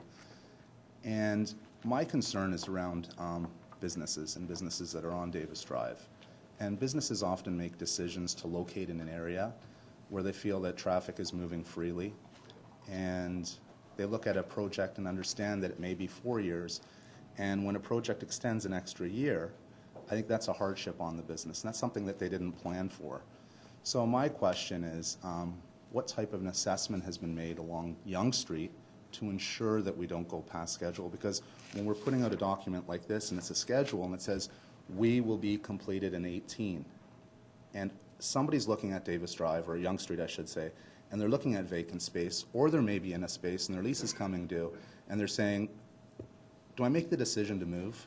Do I make the decision to locate here? And it is a concern if it goes past schedule, because people can make decisions based on what they're told. But if it extends longer, so I'd like to know what kind of an assessment or what kind of assurities you can give us that it will stay on schedule on Yonge Street, because it is a real concern. It's something we all hear about often. Mary Frances? Well, these are significant undertakings. We are taking significant construction, and well, I'd like to say we can sit here and say definitively we'll hit 2018 and we won't go past 2018 until we open up that road, until we hit the next 4 winters, and have that. I mean, we do have the benefit of even more experience than when we sat here and began talking to you about Davis Drive. We think our constructors are more prepared to know what they're going to encounter out there.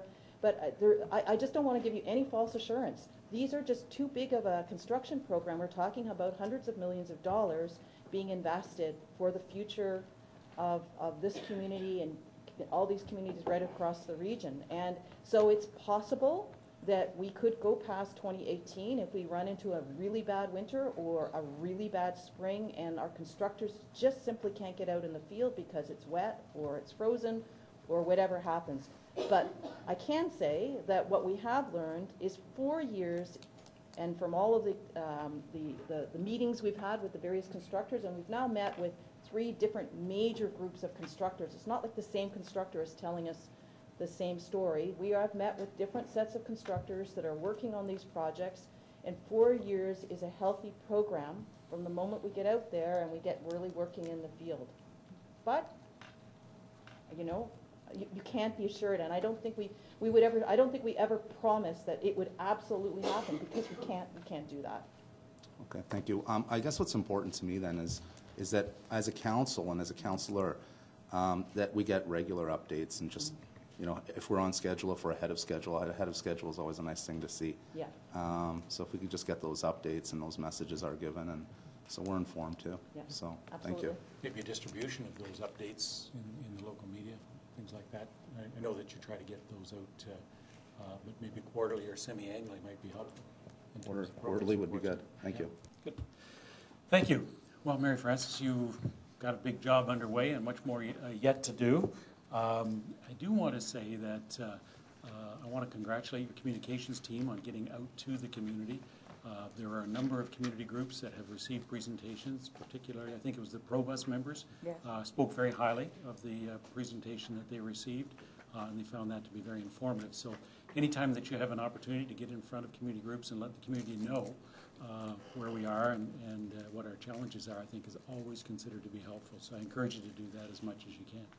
Motion to receive the presentation. Councillor Bay. Thank you very much. Thank you. Who wants to second that?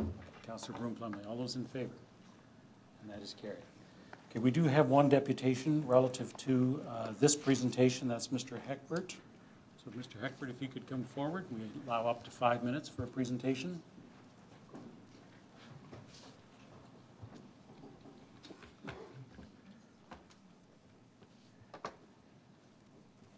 Thank you, Mr. Mayor. I don't need the full 5 minutes, but thank you very much. A couple of minutes ago, you just heard a presentation from Viva about the construction on the Davis Drive Rapidway. The merchants of Davis Drive have asked me to pass on to you that they were 100% behind this project and eagerly look forward to its completion next summer. I am aware, and they are aware, that the Rapidway will be open in December of 2015. Construction will not be finished on December 2015.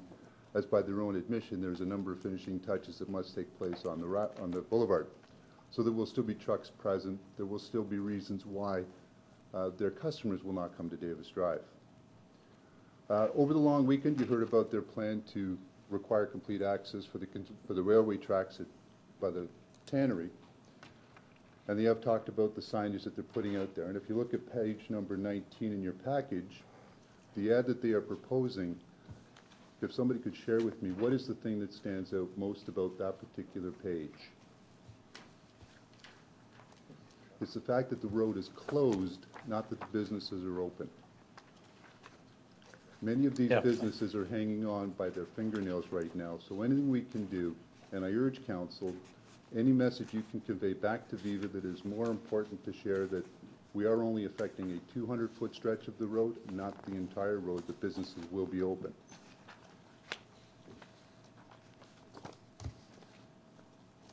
And one final point, that while the town has contributed nothing to this project, we will all benefit from the upgraded infrastructure. The full cost of this complimentary upgrade has been borne by the people least able to afford it, the small businesses and the residents along Davis Drive. So while now Viva has presented to you, I want you to understand that we have lost 146 jobs as a result of this construction. 146 jobs this town badly needs. Thank you for your time. Have a great day. Thank you. Any questions or clarification? Yep. Motion to receive the deputation? Sure, just a question. Oh, okay, sure. The data you provided at the end there, the 146 jobs, can you provide us with the calculation or the source? I have spoken with all of the 210 businesses that opened on Davis Drive, and they've all shared the numbers of the staff that they had when the construction started, the staff that they now have. The total is 146. I'm surprised, Regional Council, you don't know that number yourself. Thanks very much. Thank you. Motion to receive? Councillor Sponga, seconded. Councillor Bizans, all those in favor? That's carried. Thank you. Thank you. Now, we've got a number of items before us, and with your concurrence with members of the committee, there's a couple of items I think that there are people here that would like to either make a deputation or see what the outcomes are, and those are items that are not dealt with on consent. The first item is item number 22. Item number 22 is with respect to the trail on Yonge Street. And so that's the, if we could all go to item number 22 on the paper agenda. Item number 22. Yes, okay, that's the proposed trail from Yonge Street to Rita's Avenue. Could I have a motion with respect to that?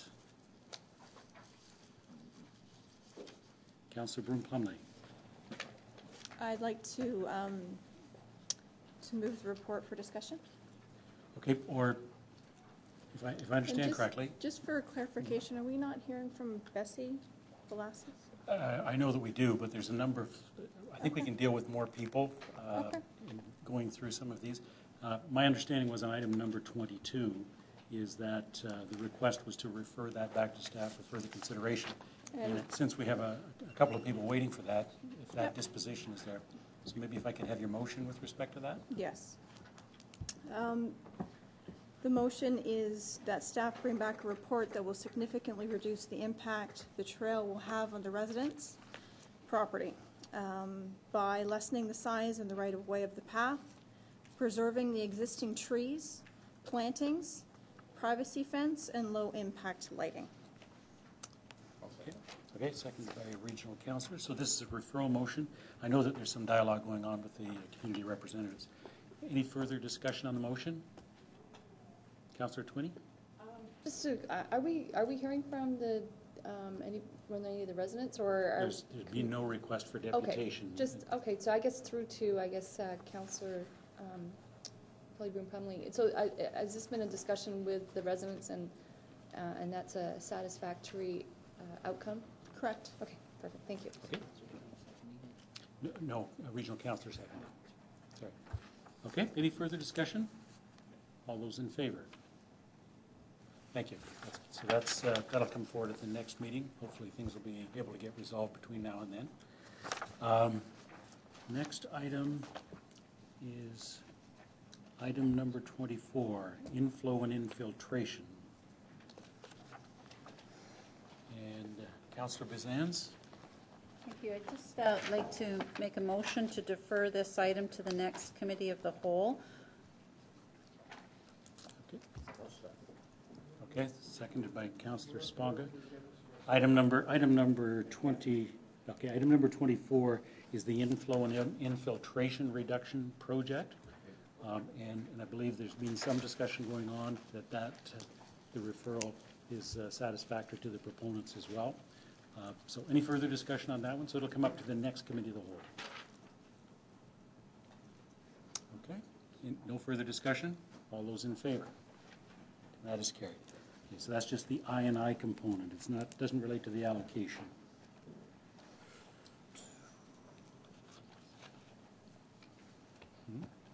That was Councillor Bizans. Did anybody second that? No. Okay. Yes, I did. I thought so. Councillor Sponga did. Okay. All those in favor then? Okay, so that's that item. The other item I see is item number 16. Yep, item number 16, which is the outdoor patios. I believe there's a number of members from the BIA here. Councillor Sponga? Yeah, I asked for this item. Basically, what I'd like to do is, I think it's a very exciting project. However, it's clear that I guess there's a need for further consultation between the membership of the BAA, and we don't have. Do I have a motion? Yes, to refer back this item for consultation and recommendations back to staff and council. To the BIA, refer back to the BIA for consultation and recommendations to staff and council. Okay, seconded by regional councillor. Any further discussion? Did you want to finish? Well, I'm just going to finish, basically say that it's clear that there's a need for further discussion and consultation amongst the BIA membership. I received a number of calls and emails over the weekend, and I know there was a deputation or two today, so I think it's appropriate. Okay. Any further discussion? We also have correspondence on this, do we not? Or? Yes, we could receive that correspondence as Yeah, we'll well. receive the correspondence. I didn't see it on the agenda. I distributed it. Yeah. Not on the agenda? It just came in. We just received the correspondence. Oh, I think we should. Yeah. Mr. Sheldon? That's correct, Mr. Mayor. This was handed out at the beginning of the meeting, but it was not included with the agenda, but there is an item, a deputation request on the agenda. Yes, okay, all right. You're right. Okay, before we do that, knowing that this is going to be referred back, did you want to make a deputation or do you want to wait until that time? Until the report comes back?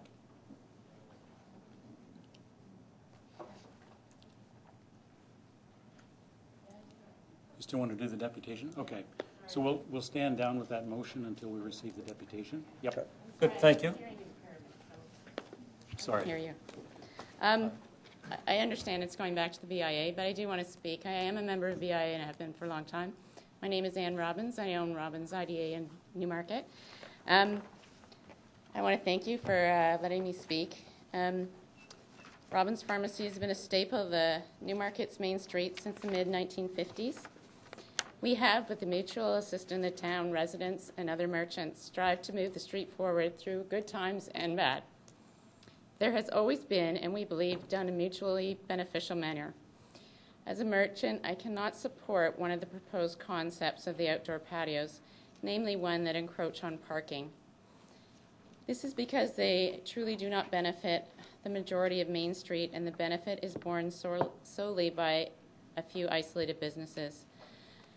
Parking is at a premium of the downtown core. The best parking in the Main Street is the street parking. Robbins Pharmacy land was used to extend all the way to the creek. This land was donated to the town for parking at no charge, along with many other merchants, for the benefit of all.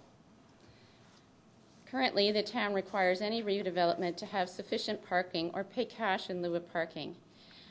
This has been a hindrance to some of the development that's been proposed in the downtown.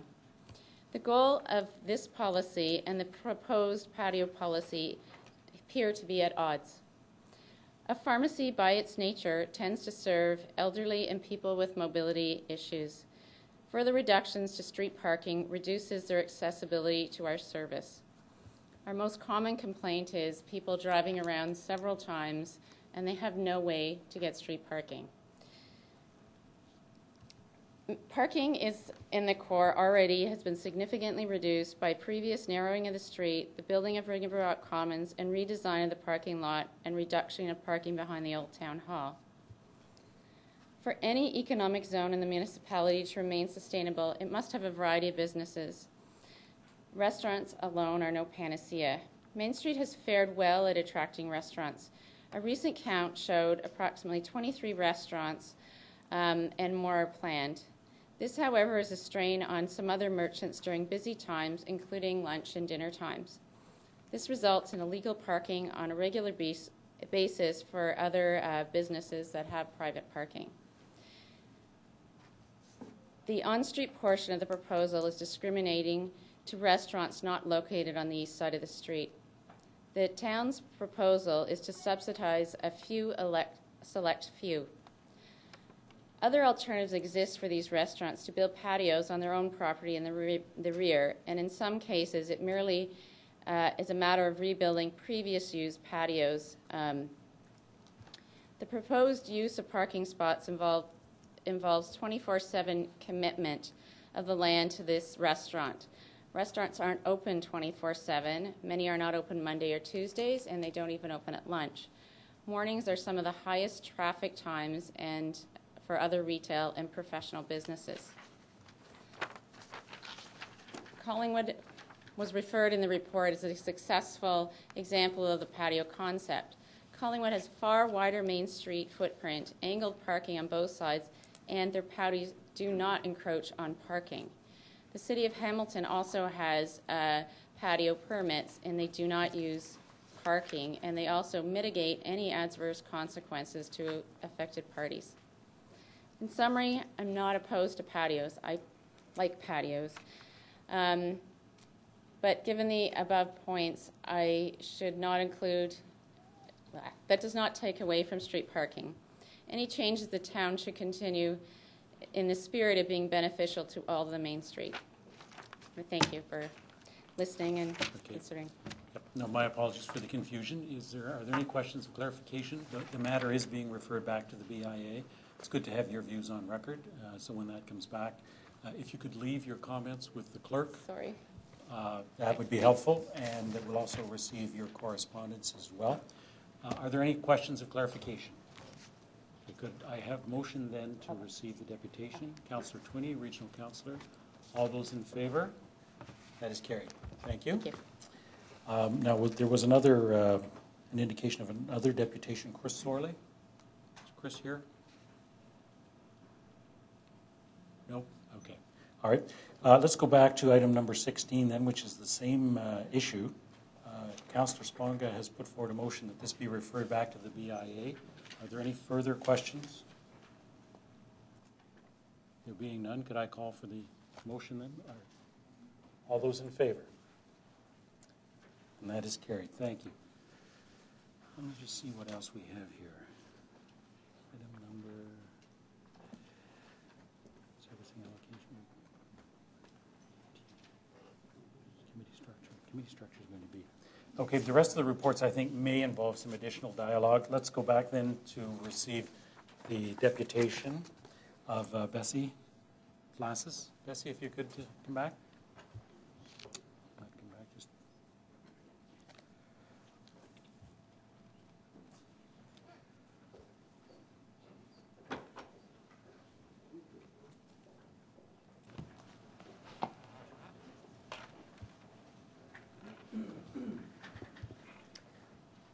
Good afternoon. Thank you, Mr. Mayor and council members.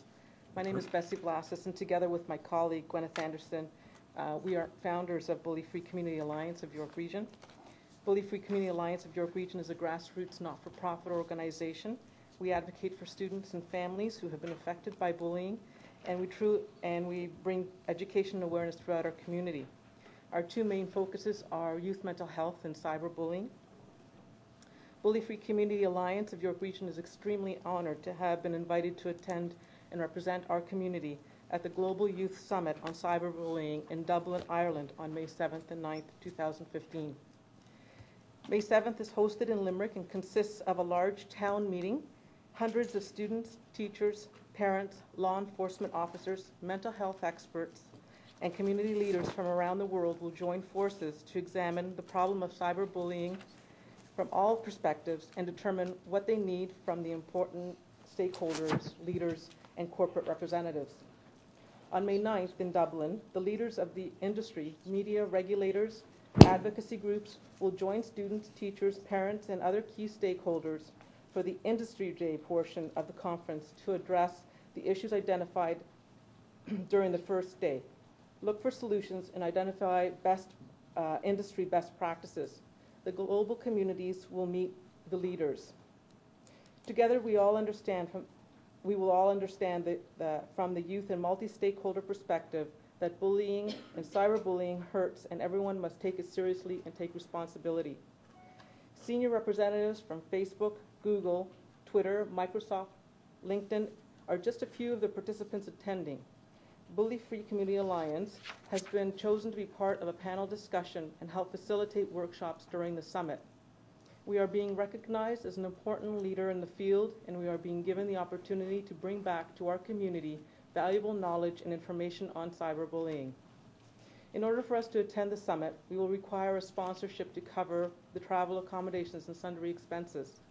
At this time, we are respectfully requesting a sponsorship from the town of Newmarket in the amount of $3,500 to sponsor our invitation and attend at the Global Youth Summit on Cyberbullying.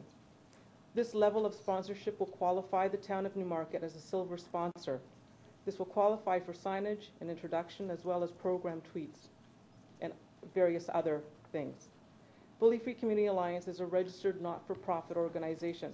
We are members of the York Region District School Board's Caring and Safe Schools, Positive Climates for Learning and Working, Cyberbullying Committee, and we were the creative concept and one of the community organizers of the Yes We Will campaign on cyberbullying. We have organized the YRDSB Our Voice Student Conference and have been on the writing teams for the YRDSB Anti-Bullying Procedures and Policies and the Code of Student Conduct. We are members of the York Region Bullying Prevention Partnership and have presented workshops for the York Regional Police on Youth Mental Health Conference on how youth mental health and cyberbullying are connected. And we work and collaborate on an ongoing basis with the York Regional Police, schools, and school councils. Bully Free Community Alliance was invited by the Prime Minister to attend the tabling of Bill C-13, Protecting Canadians from Online Crime Act. We were invited to present before both the Committee of Justice and Human Rights and the Senate Committee hearings on the bill, as well as being invited to the Senate for the Royal Assent of Bill C-13 to officially meet the Governor General of Canada. Bully Free Community Alliance values and honors its relationship with the town of Newmarket, and we thank you for your consideration of the sponsorship. Thank you. Thank you. Questions of clarification? Councillor Kerwin.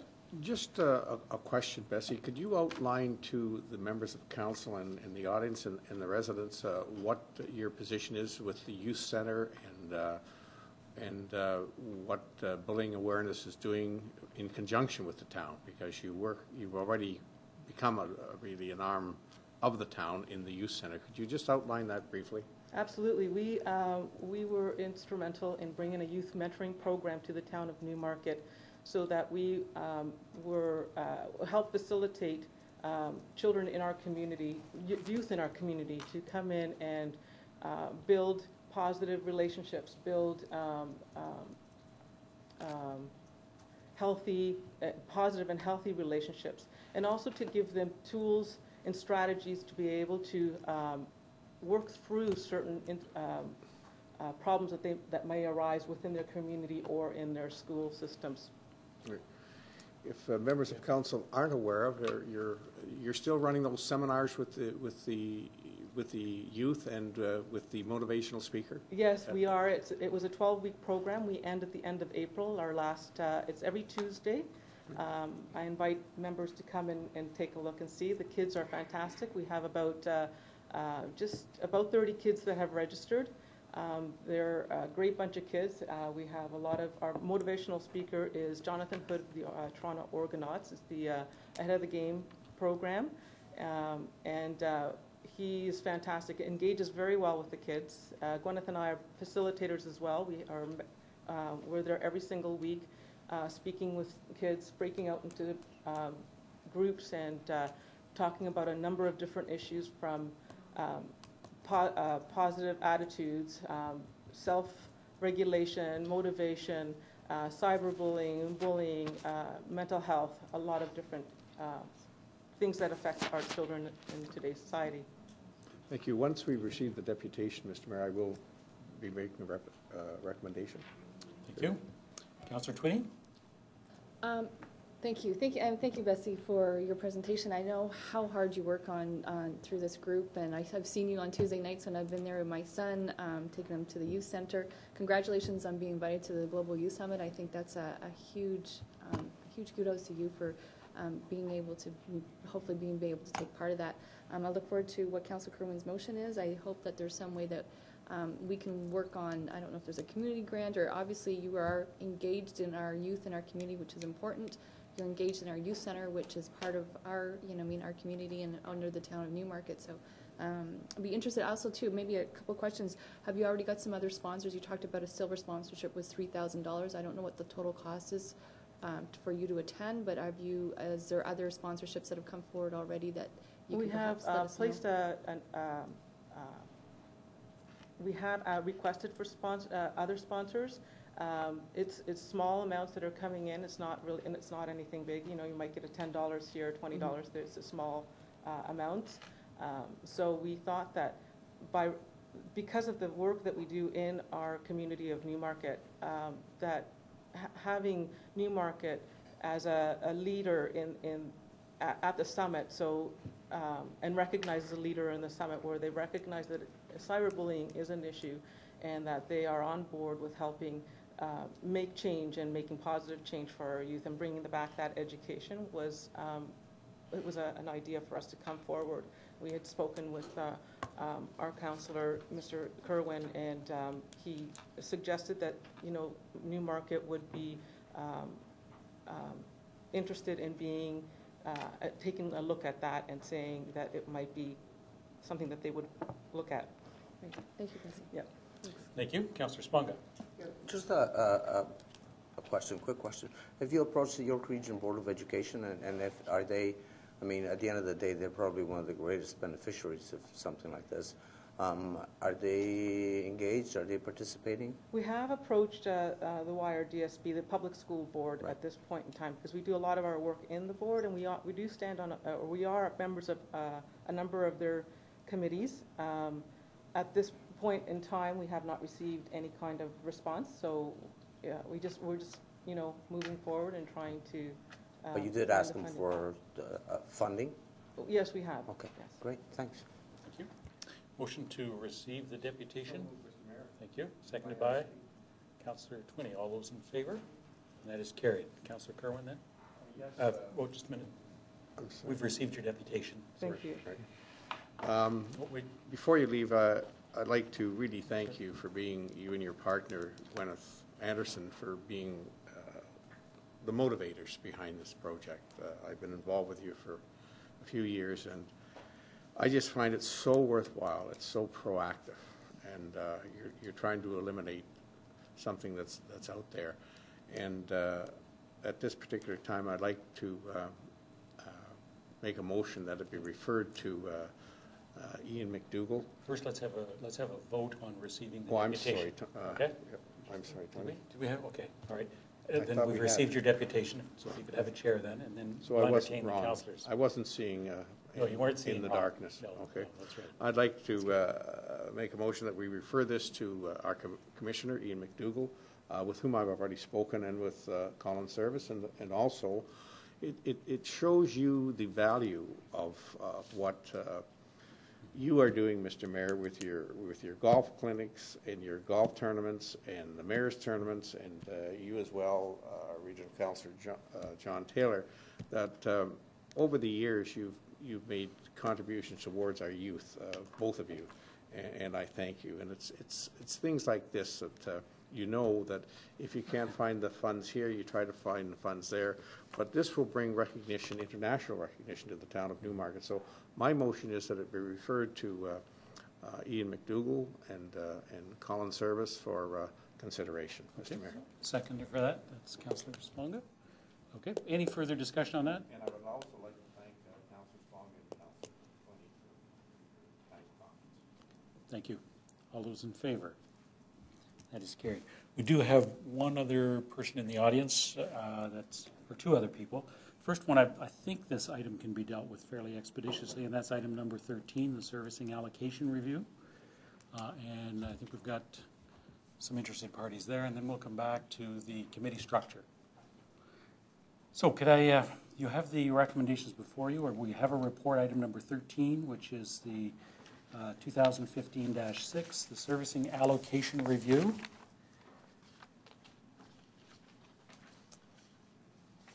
So if I could have some. I'll make a motion. Okay, regional councillor, in motion. I'll second that, Mr. Mayor. No, I'm making You a know what it motion. is? No, no, I didn't know, I'm sorry. No problem. John, I can't see. I know. I appreciate your eagerness. And sometimes the mayor's so speed. Okay. Regional councillor. Thanks very much. We've got the allocation report in front of us. There are two changes I would like to propose as a motion. First of all, that we move items 2 and 4 as they are. Could you read what they are, John? I can't see. That they be reinstated. Go ahead, regional councillor. You have the floor. Sorry, I'm incorrect. That 1 and 4 as they are. So 1 and 4 as they are. That 1 is that all previously distributed servicing capacity be reinstated, and number 4 is that the town continue to hold the balance of its unassigned and uncommitted servicing capacity, 2,560 people, the minimum of 561 people to be directed to the centers and corridors in a strategic reserve. I'd like to then amend number 2 to read. Currently, as it reads, that servicing capacity be allocated to the following development from the town's current strategic reserve: Marionvale Developments Phase 1 in the amount of 325 people, 74 townhomes, and this is where it becomes altered, and the 40 detached townhomes or 40 detached dwellings allocation be delegated to staff following the town-initiated Glenway PIC to be scheduled no later than May 30th. I can read it again. So that would read: Marionvale Developments, Glenway, Phase 1, in the amount of 325 people, brackets 74 townhomes, be assigned, and the 40 detached townhome allocation be delegated to staff following the town-initiated Glenway PIC to be scheduled no later than May 30th. Essentially what that amendment is doing is delegating the allocation distribution to staff, but not to be dealt with until the Glenway PIC, which has been promised to the residents, is held. Residents can consult about the various issues they're concerned about, and then staff will deal with it, with the allocation directly following that. And that's prior to May 30th. Prior to May 30th, the PIC is to be scheduled for. And number 3 is to replace with the following recommendation: that staff bring forward another allocation report in 2015 if necessary, and that council defer any prioritization of future allocation to that time. And I can speak to those, I guess, after you have the seconder if you want. But. Councillor Sponga seconding that. Okay, regional councillor is the mover then. Okay, very briefly. The second one is just to simply to delegate the 40 detached dwellings to staff following the PIC, which is to be held no later than May 30th, and staff will deal with that. But it just gives it slows down just that allocation by about a month, so that we can finish that PIC, have that process take place, and then move forward. The other amendment or change that I propose with number 3 is really just to take what has been placed here by staff as priority 1s and 2s, and just to say, staff is basically saying in their recommendation that these developments listed prior to Appendix A be revisited in 6 months for consideration or granting service allocation. And what I'm saying is, in that year, as staff see fit, in the year staff see fit, but not to prioritize them as a council at this point. I think it's premature, frankly, to place the clock tower development in a priority 2 placement at this point as one example, and there are other development. We don't know what else. I think we've all heard of other developments in town that are in the near horizon, and they may need to be considered and aren't currently a priority 2, and so to prioritize those above others. So, I don't see this changing, developments moving forward in an orderly fashion and receiving allocation as they're would normally go through any process, but just the prioritization. And I think there should be a particular and there is a particular sensitivity to myself, and I suspect others around, something like a development like the clock tower being a priority 2, which we really don't know I think it says in the chart that it's anticipated that we'll see a proposal, but we don't even know what that is, and I think it's a little premature to say that that's a priority 2 when we don't even know what's in front of us as an example, and others that may come forward in the next 3-4 months that should have the right to be included in the future report, not limited only to the priority 2s.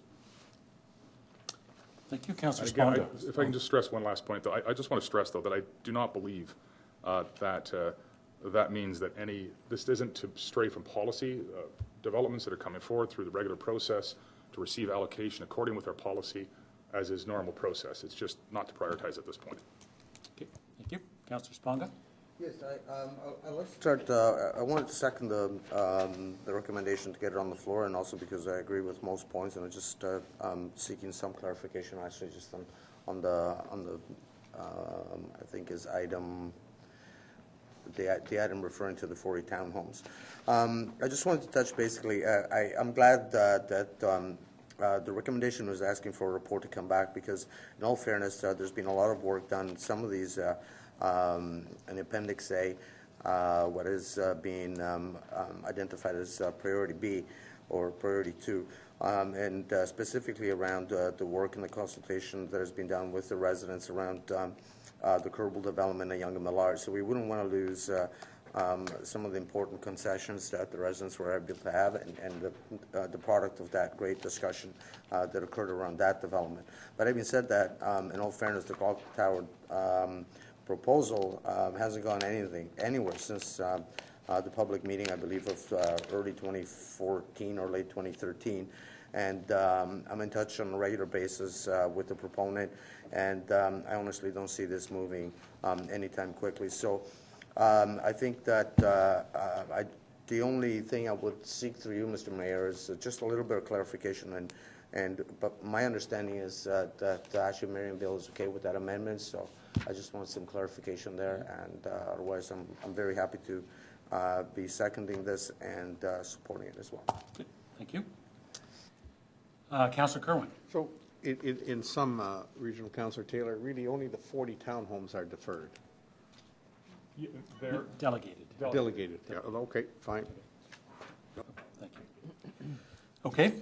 It's a bit of an unusual request, and I appreciate the concurrence of the proponent in agreeing to this.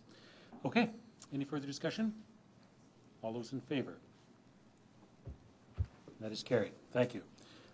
We have one more deputation request, and that is with respect to 18, item number 18. That's the committee structure. So let's hear that deputation, and we'll deal with that report, and then let's take a bit of a break after that. Okay? So I have Mr. Burchell.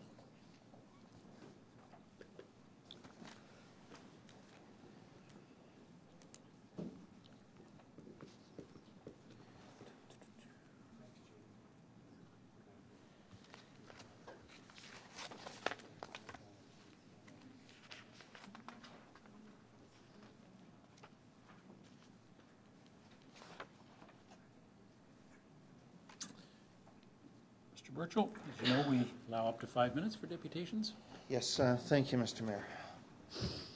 I was a little shocked when I got the call last week, and basically it said that NEAC wasn't being recommended for reconsideration. Other people were going to come today, but unfortunately they all work.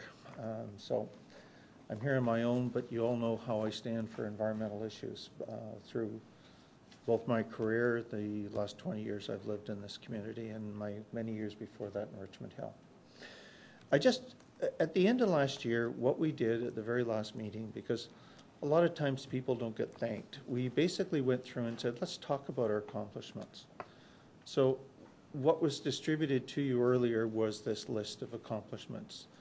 And we had some challenges last year, as you know, but we did accomplish an awful lot. And I think it was an important thing for people to understand when they contribute to the community, that there are a number of things that are really positive at the end.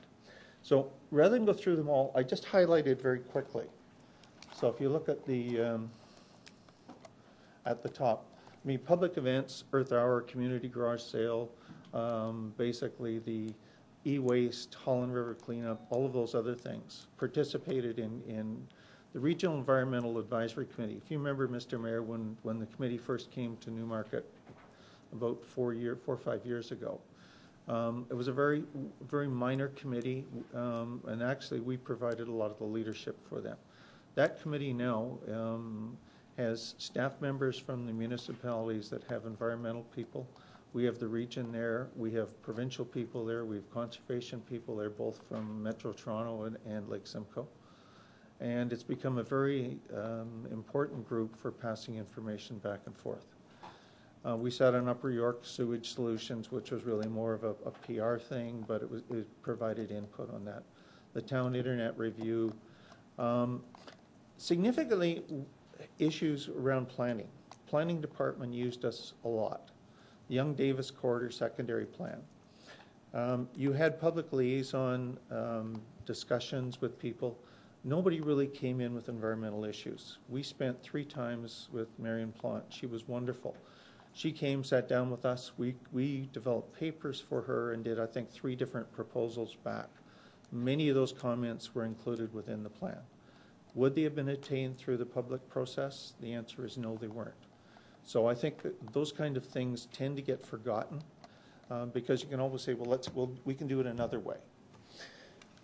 Community Gardens Review, both on a short-term basis where we offered to plow a couple more rows because we were sitting with 60 in the waiting list, and then long-term to looking at more per ward. Need for environmental staff member, and I understand that you've agreed to do that, but it's been deferred to 2016. When the issue came up with Glenway, the tree bylaw review, we went through a number of different bylaws, came back with recommendations. As a role in an advisory committee, we recommended that. It wasn't accepted by council, but that didn't mean there wasn't a lot of work put into it. And that was put in by both staff and by ourselves. We've put some recommendations through in terms of the garbage limits being reduced, and that's always been a thorn because it's a tough thing to sell politically. The zoning bylaw application Councillor Vey has in off Silk and Lawman, including the Meadow review. We were asked to review that process. We did. A number of the environmental things that were in there were incorrect or outdated. And they changed dramatically what the output would be. So those are the kind of things that we've been doing. As you know, the PCP Community Initiative Plan that was supposed to happen hasn't been funded for a number of years, but we keep pushing, of course, for that. The Ian Gray Award, I don't need to say anymore. The town never had a trail guide. So what we did was we took the funds that we had and we actually had them rolled over 2 years. We developed the first trail guide this town had. It wasn't done by anybody initiated other than that. What started it was we really said, hey, let's replace this NEAC brochure because it's basically a piece of paper people are going to throw away with something they can use. And in the second revision, we made a lot of things about invasive species and invasive plants and those kind of things. So that's been very well received, but basically that's what you're getting kind of for your money. I'm just hitting the yellow lines here. So basically, our understanding, and I discussed with staff, and I said, okay, so bottom line, when we've accomplished all this, why is it not being recommended for review? And I have a lot of faith in the staff because they're doing it. And they, bottom line, as I understand it, basically they said, look, it's not one of council's priorities for the environment. So therefore, we don't see a need for a supporting committee. And they said, we're looking at alternate ways of achieving what council would like to do. And I said, okay, I can understand that, but you don't have anything right now, and there are areas where we already know that doesn't work. So why don't we work with you in that? So in response, I basically wanted to say here that NEAC's made significant contributions to the community. You go back a few years, Rodeo Homes wouldn't even be here if it hadn't been for NEAC coming back to council and saying this is an important thing to do. It costs you $5,700. When I started on the committee, the budget was $25,000. We barely touched it. Okay, Joe, I think when you were in budget restraints, we took the number back down to $5,700 and kept it flat. When we can't fund things like the trail map, we roll it over 2 years.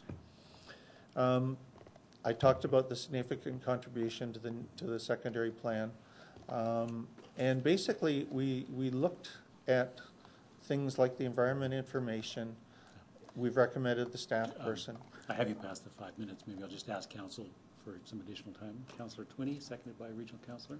All those in favour? That is carried. Okay. Thank you, Mr. Mayor. So basically, you've got an interested group of volunteers, and actually a very educated group of volunteers. For example, we had Brandon Simon, who did a lot of the planning work, who is a professional planner. And these are the kind of things that if they were doing their own work, you'd be paying significant amounts of money for. So these are people that are contributing and wanting to be part of your community and our community. So the other part is, if you really have alternative ways of achieving these things, let's work on them. The committee is not against trying to find alternate ways to do things. What they really want to do is to act as an advisory committee to council, be involved in the process, and feel that there's a meaningful solution for both council staff and the people that contribute. The other side, and I guess it's something that bothers me, is that we've fallen significantly behind other regional communities. As I said, for example, when we started the process with the Regional Environment Committee, King came to us and said, we just don't know how to struggle. We're having difficulty dealing with our staff and that. 2012, they produced their sustainable plan, basically significantly more than what we deferred on the PCP plan. So I think there's some opportunities that we need to do, and to say really we're not going to pursue it when you can get volunteers to help you. Don't know. I put a couple highlights, and if you have time later, take a look at some of those highlighted sections. In Aurora, for example, they did the corporate plan like we did here. But they basically come back and they give you a report every year of what they've accomplished there. And since they brought their environmental person, Christine Naguio, on from Richmond Hill, they also do a lot of discussion around things that they're accomplishing and the things that they're going to accomplish. So if you have a plan, you achieve it. If you don't have a plan, what happens is, oh, that's a great idea, let's do it. But there's nobody sitting there and saying, where do we want to take this community to? What do we want to accomplish? And I think that's what some of the committee was trying to do. The greening plan, they changed their name from NEAC to Sustainability Committee in King. And if you look at it there, you can look at their report, you can see why it talks about the process. And it was a combined process with staff and people in the community and people who were on their committee. Richmond Hill Greening the community is a fairly large plan, very much like what Markham's is. Now, the brochures that were on these were all sent out to be distributed, and Councillor Twinney is aware of it, so they're somewhere in the town hall. But these were all distributed. They are online. But they're very impressive, and it shows an opportunity and a challenge for us. We have traditionally been an environmental community. And I guess all I'm saying is I think environment may have been missed, although it is on the radar.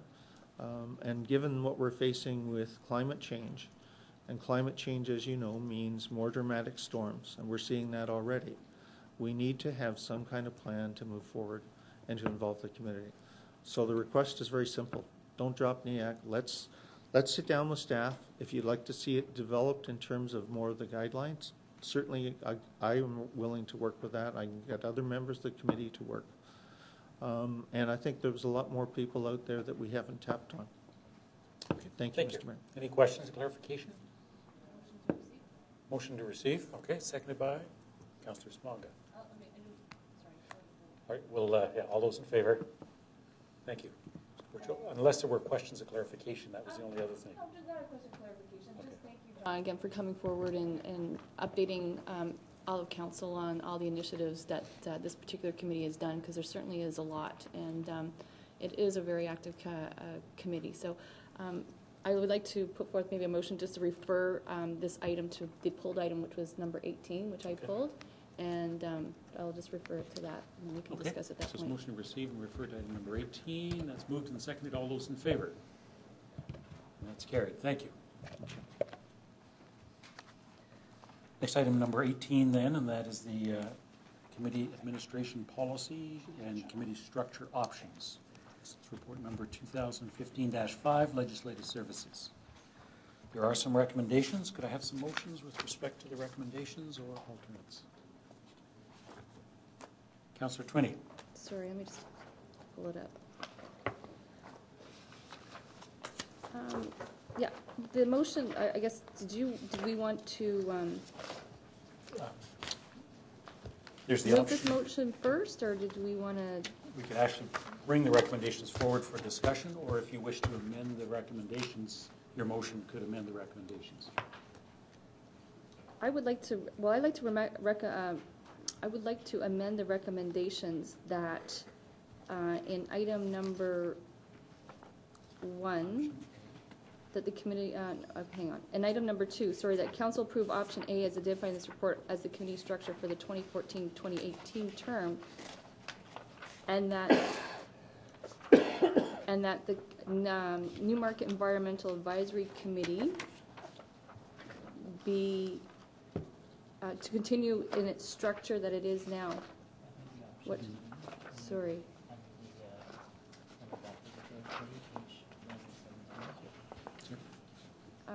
No, option B is to sorry, is to change it. Hang on, I can't see sideways on this thing. Okay, so I think what the clerk is saying is that you could move the recommendations with the exception of option B for the Newmarket Environmental Advisory Committee. Would that capture the intent?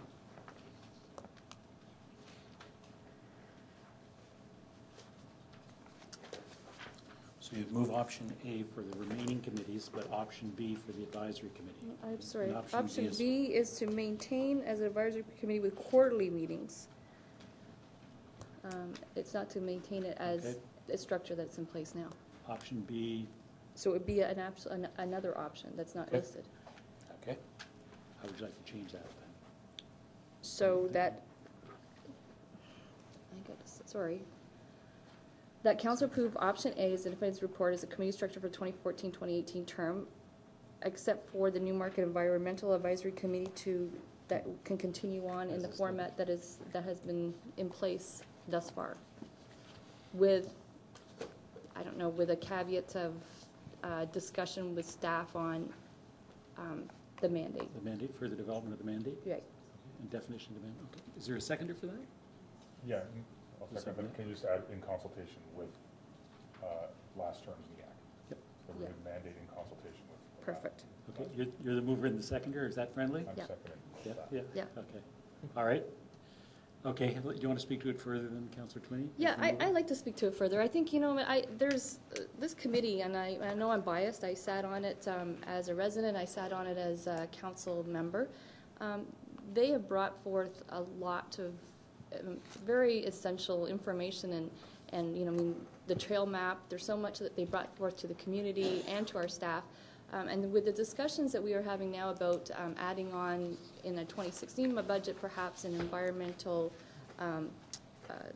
person that will come on to the town, I think it would be a good opportunity for that person for this committee to be in place, especially bringing forward a staff member that would be taking care of this area. And just to add on that, every other municipality in York Region does have an environmental committee, and perhaps the structure of it changes to sustainability or whatever it might be, but I think not to have any presence whatsoever sends a signal to the community that we don't care about the environment, and I think there's definitely, it's not that something that is, we do care about it, perhaps we haven't listed it in our strategic priorities because it is something that we just take for granted that, it's something that we want to be part of our community. So I think there's value in having this committee there. As Mr. Burchell said, there's a lot of members on the existing committee from last term that bring a lot of value and a lot of expertise in their areas. So that's okay. Thank you. Regional councillor is a seconder. Yeah, briefly, I think, you think about it, this town has an incredible history in terms of environmental leadership and accomplishments, and certainly there's many members around this table who've taken leadership roles in that area. And I think that we do need to find a way to continue to show our commitment and our dedication to the environment. I think that there's a process that's ongoing right now, and I'm the town rep on the community energy plan process, and this community energy plan will be a significant engagement in this area with regards to energy and emissions reduction and climate change, and Mr. Burchell's engaged in that as well. And so I think there's some important work going on there where the environmental committee can be of assistance. I think we could probably both benefit mutually from taking a look at the mandate and becoming a little more focused or strategic as to where what we're looking at, what we're getting feedback on, and where we're going as a municipality. And I think if we engage in that in a mutual process of re-examining the mandate and trying to be very specific as to where we can best apply our resources, I think that'll be a benefit. And I think the committee's shown it's very open to taking another look at that, and I think it would benefit us immensely. So I concur with Councillor Twinney. I think the community, when I'm in the community, I hear maybe it's not people's number one priority, but people are a significant portion of this town is concerned about the environment they live in, whether that's green space, or whether that's our creeks and our rivers and our watershed or our trails. And so I think we owe it to ourselves to ensure that we continue to have a form and a format for getting significant feedback in this area. So I support this direction. Thank you. Councillor Bazans. Thank you very much. I would also like to speak in favor of the motion, if I may. I think to all of the comments that Regional Councillor made, we keep hearing on the importance of green space, the importance of trails, and ensuring that in as much as we have growth plans, that we're also preserving and protecting our environment as we do that. And I was quite impressed with the list of activities and input provided by this group. I think that while we're looking for new and different initiatives and opportunities to encourage public engagement, this group is an example of where certainly a number of people have come forward and have been very engaged in some issues that the town has faced. So I think it's valid and valuable to reconsider and look at its mandate. Thank you. Councillor Sponga. Yes, myself, I'd like to speak in favor of the motion as well. I've had that opportunity to work with NEAC for a number of years, and the opportunity to work with some great environmentalists such as the Bruce Lindsay and so forth, and Mr. Burchell.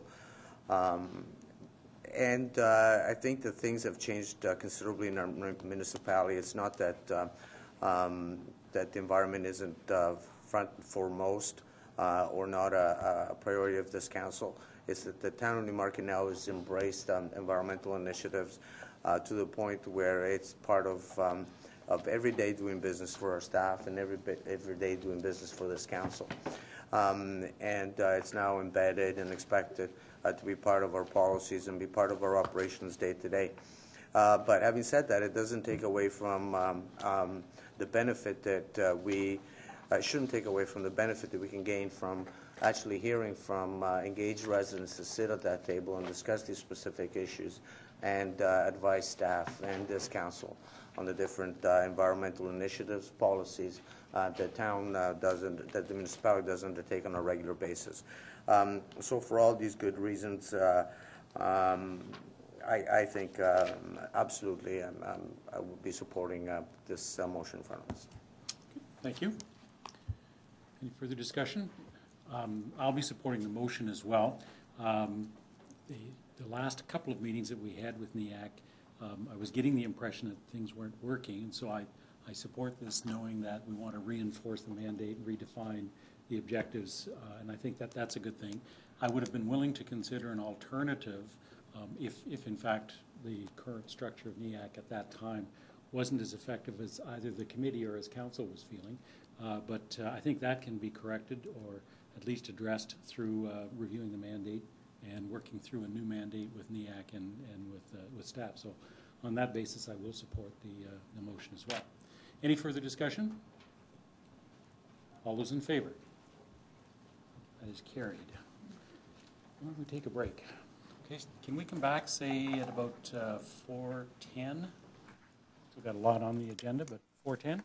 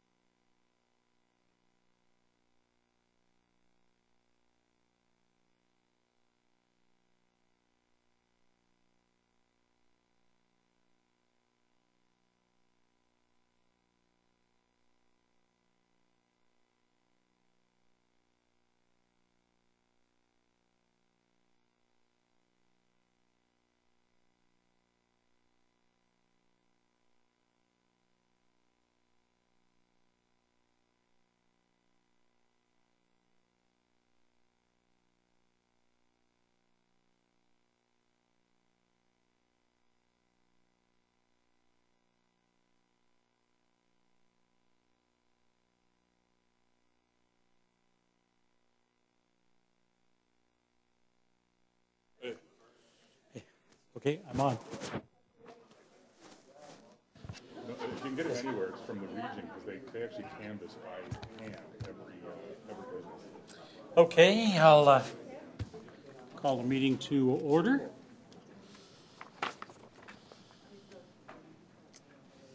So let's take a look at what remains.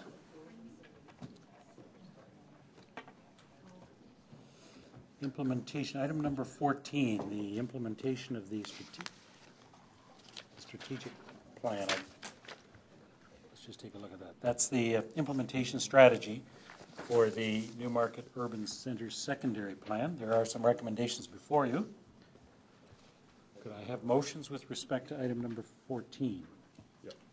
Regional Councillor. I'll move the recommendations. Okay. Is there a seconder for the recommendations?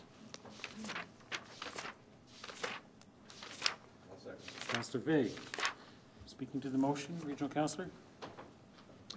Thanks very much. I'll be brief. I know we have a large agenda today, but I did want to just highlight this item.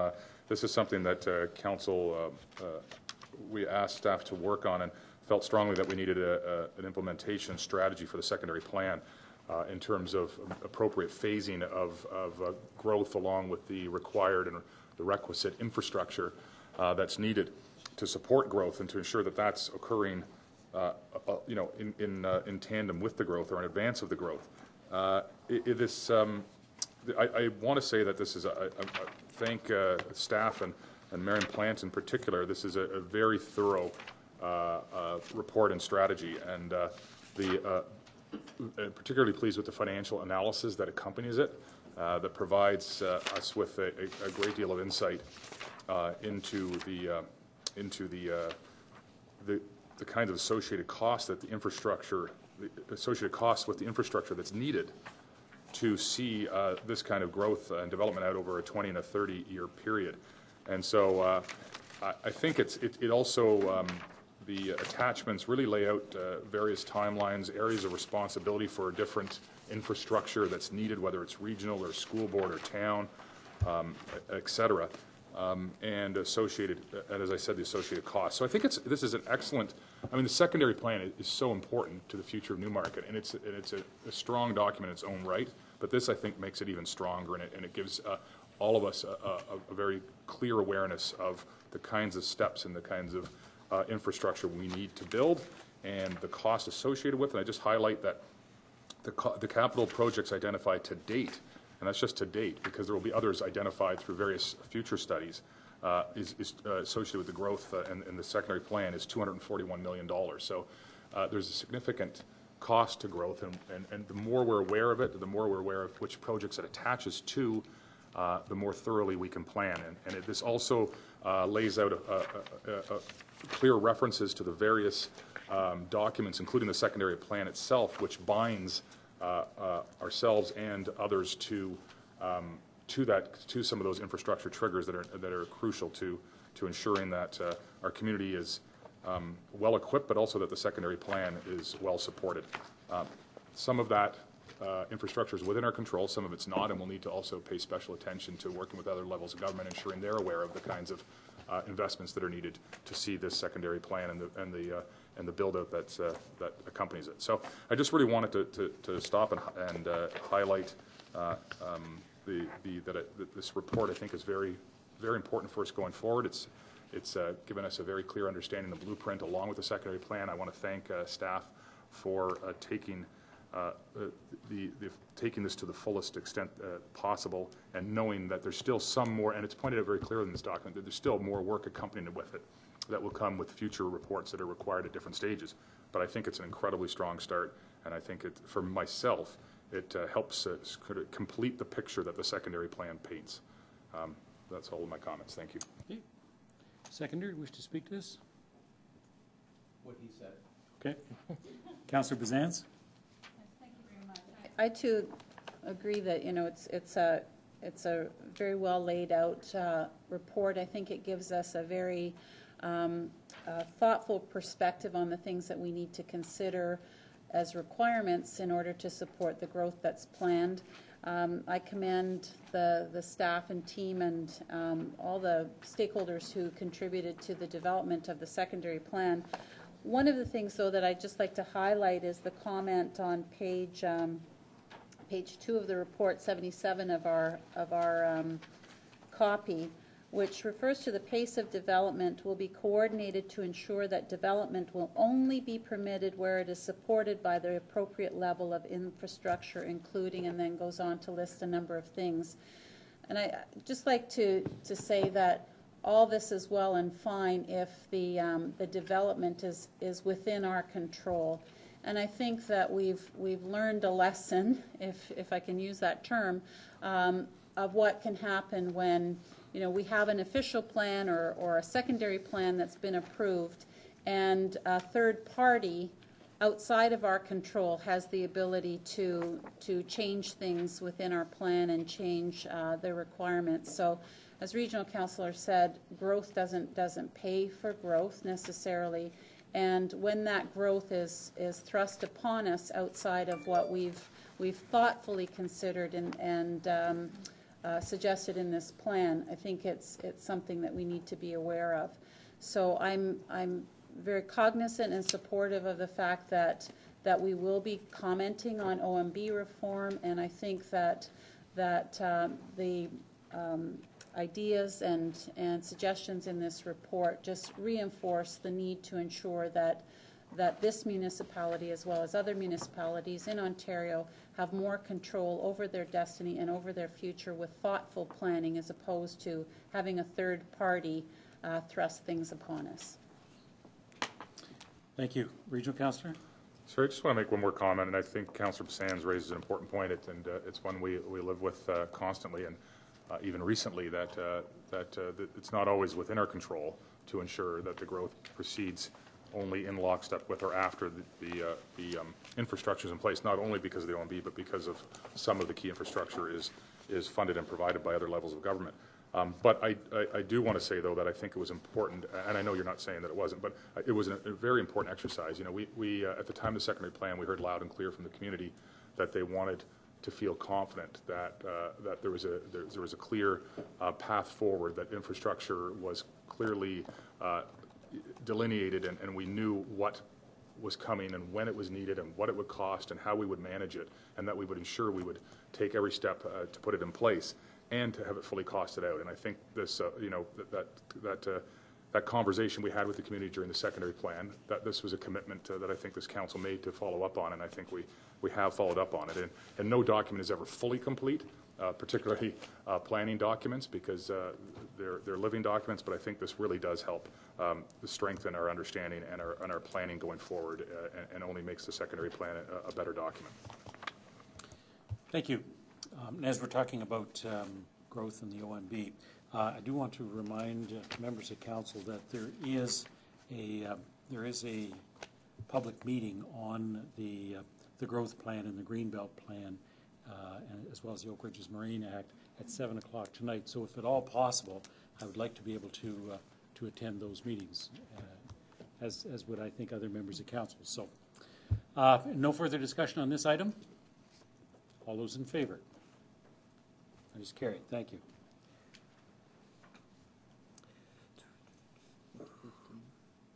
Next item is number 15. That's the information report with respect to the community mailboxes. And that's page 89.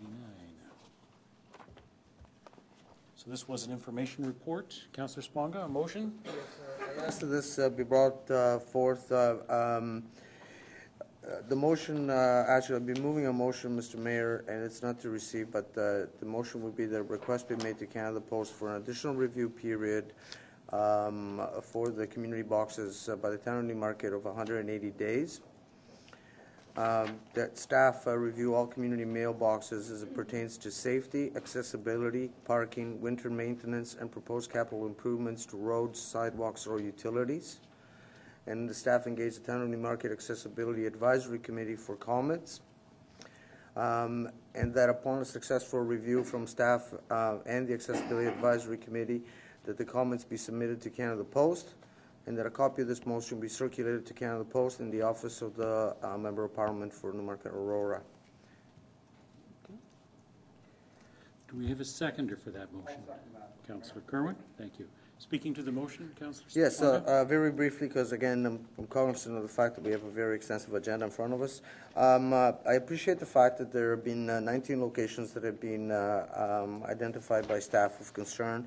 However, I circulated earlier last week, I think, a list of, I believe, 40-some locations that I have either through residents or myself found serious concerns with. Starting from no parking to no sidewalk to dangerous traffic conditions, or the fact that some of these community boxes are proposed on sidewalks that the municipality does not currently maintain during the winter months. I have, if council wishes, I have a document loaded. I've asked the clerk to load a document, and I just want to give you a brief example with, for example, items number, really quickly, 4078. I don't know if you can bring that one up.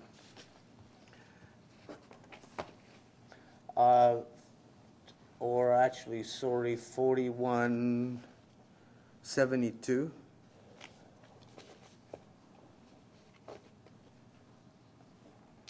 There it is. Both 4172 and 4078 are basically, this is a Donlin and Eagle, I believe. Oh, no, sorry, I must have the wrong numbers. Is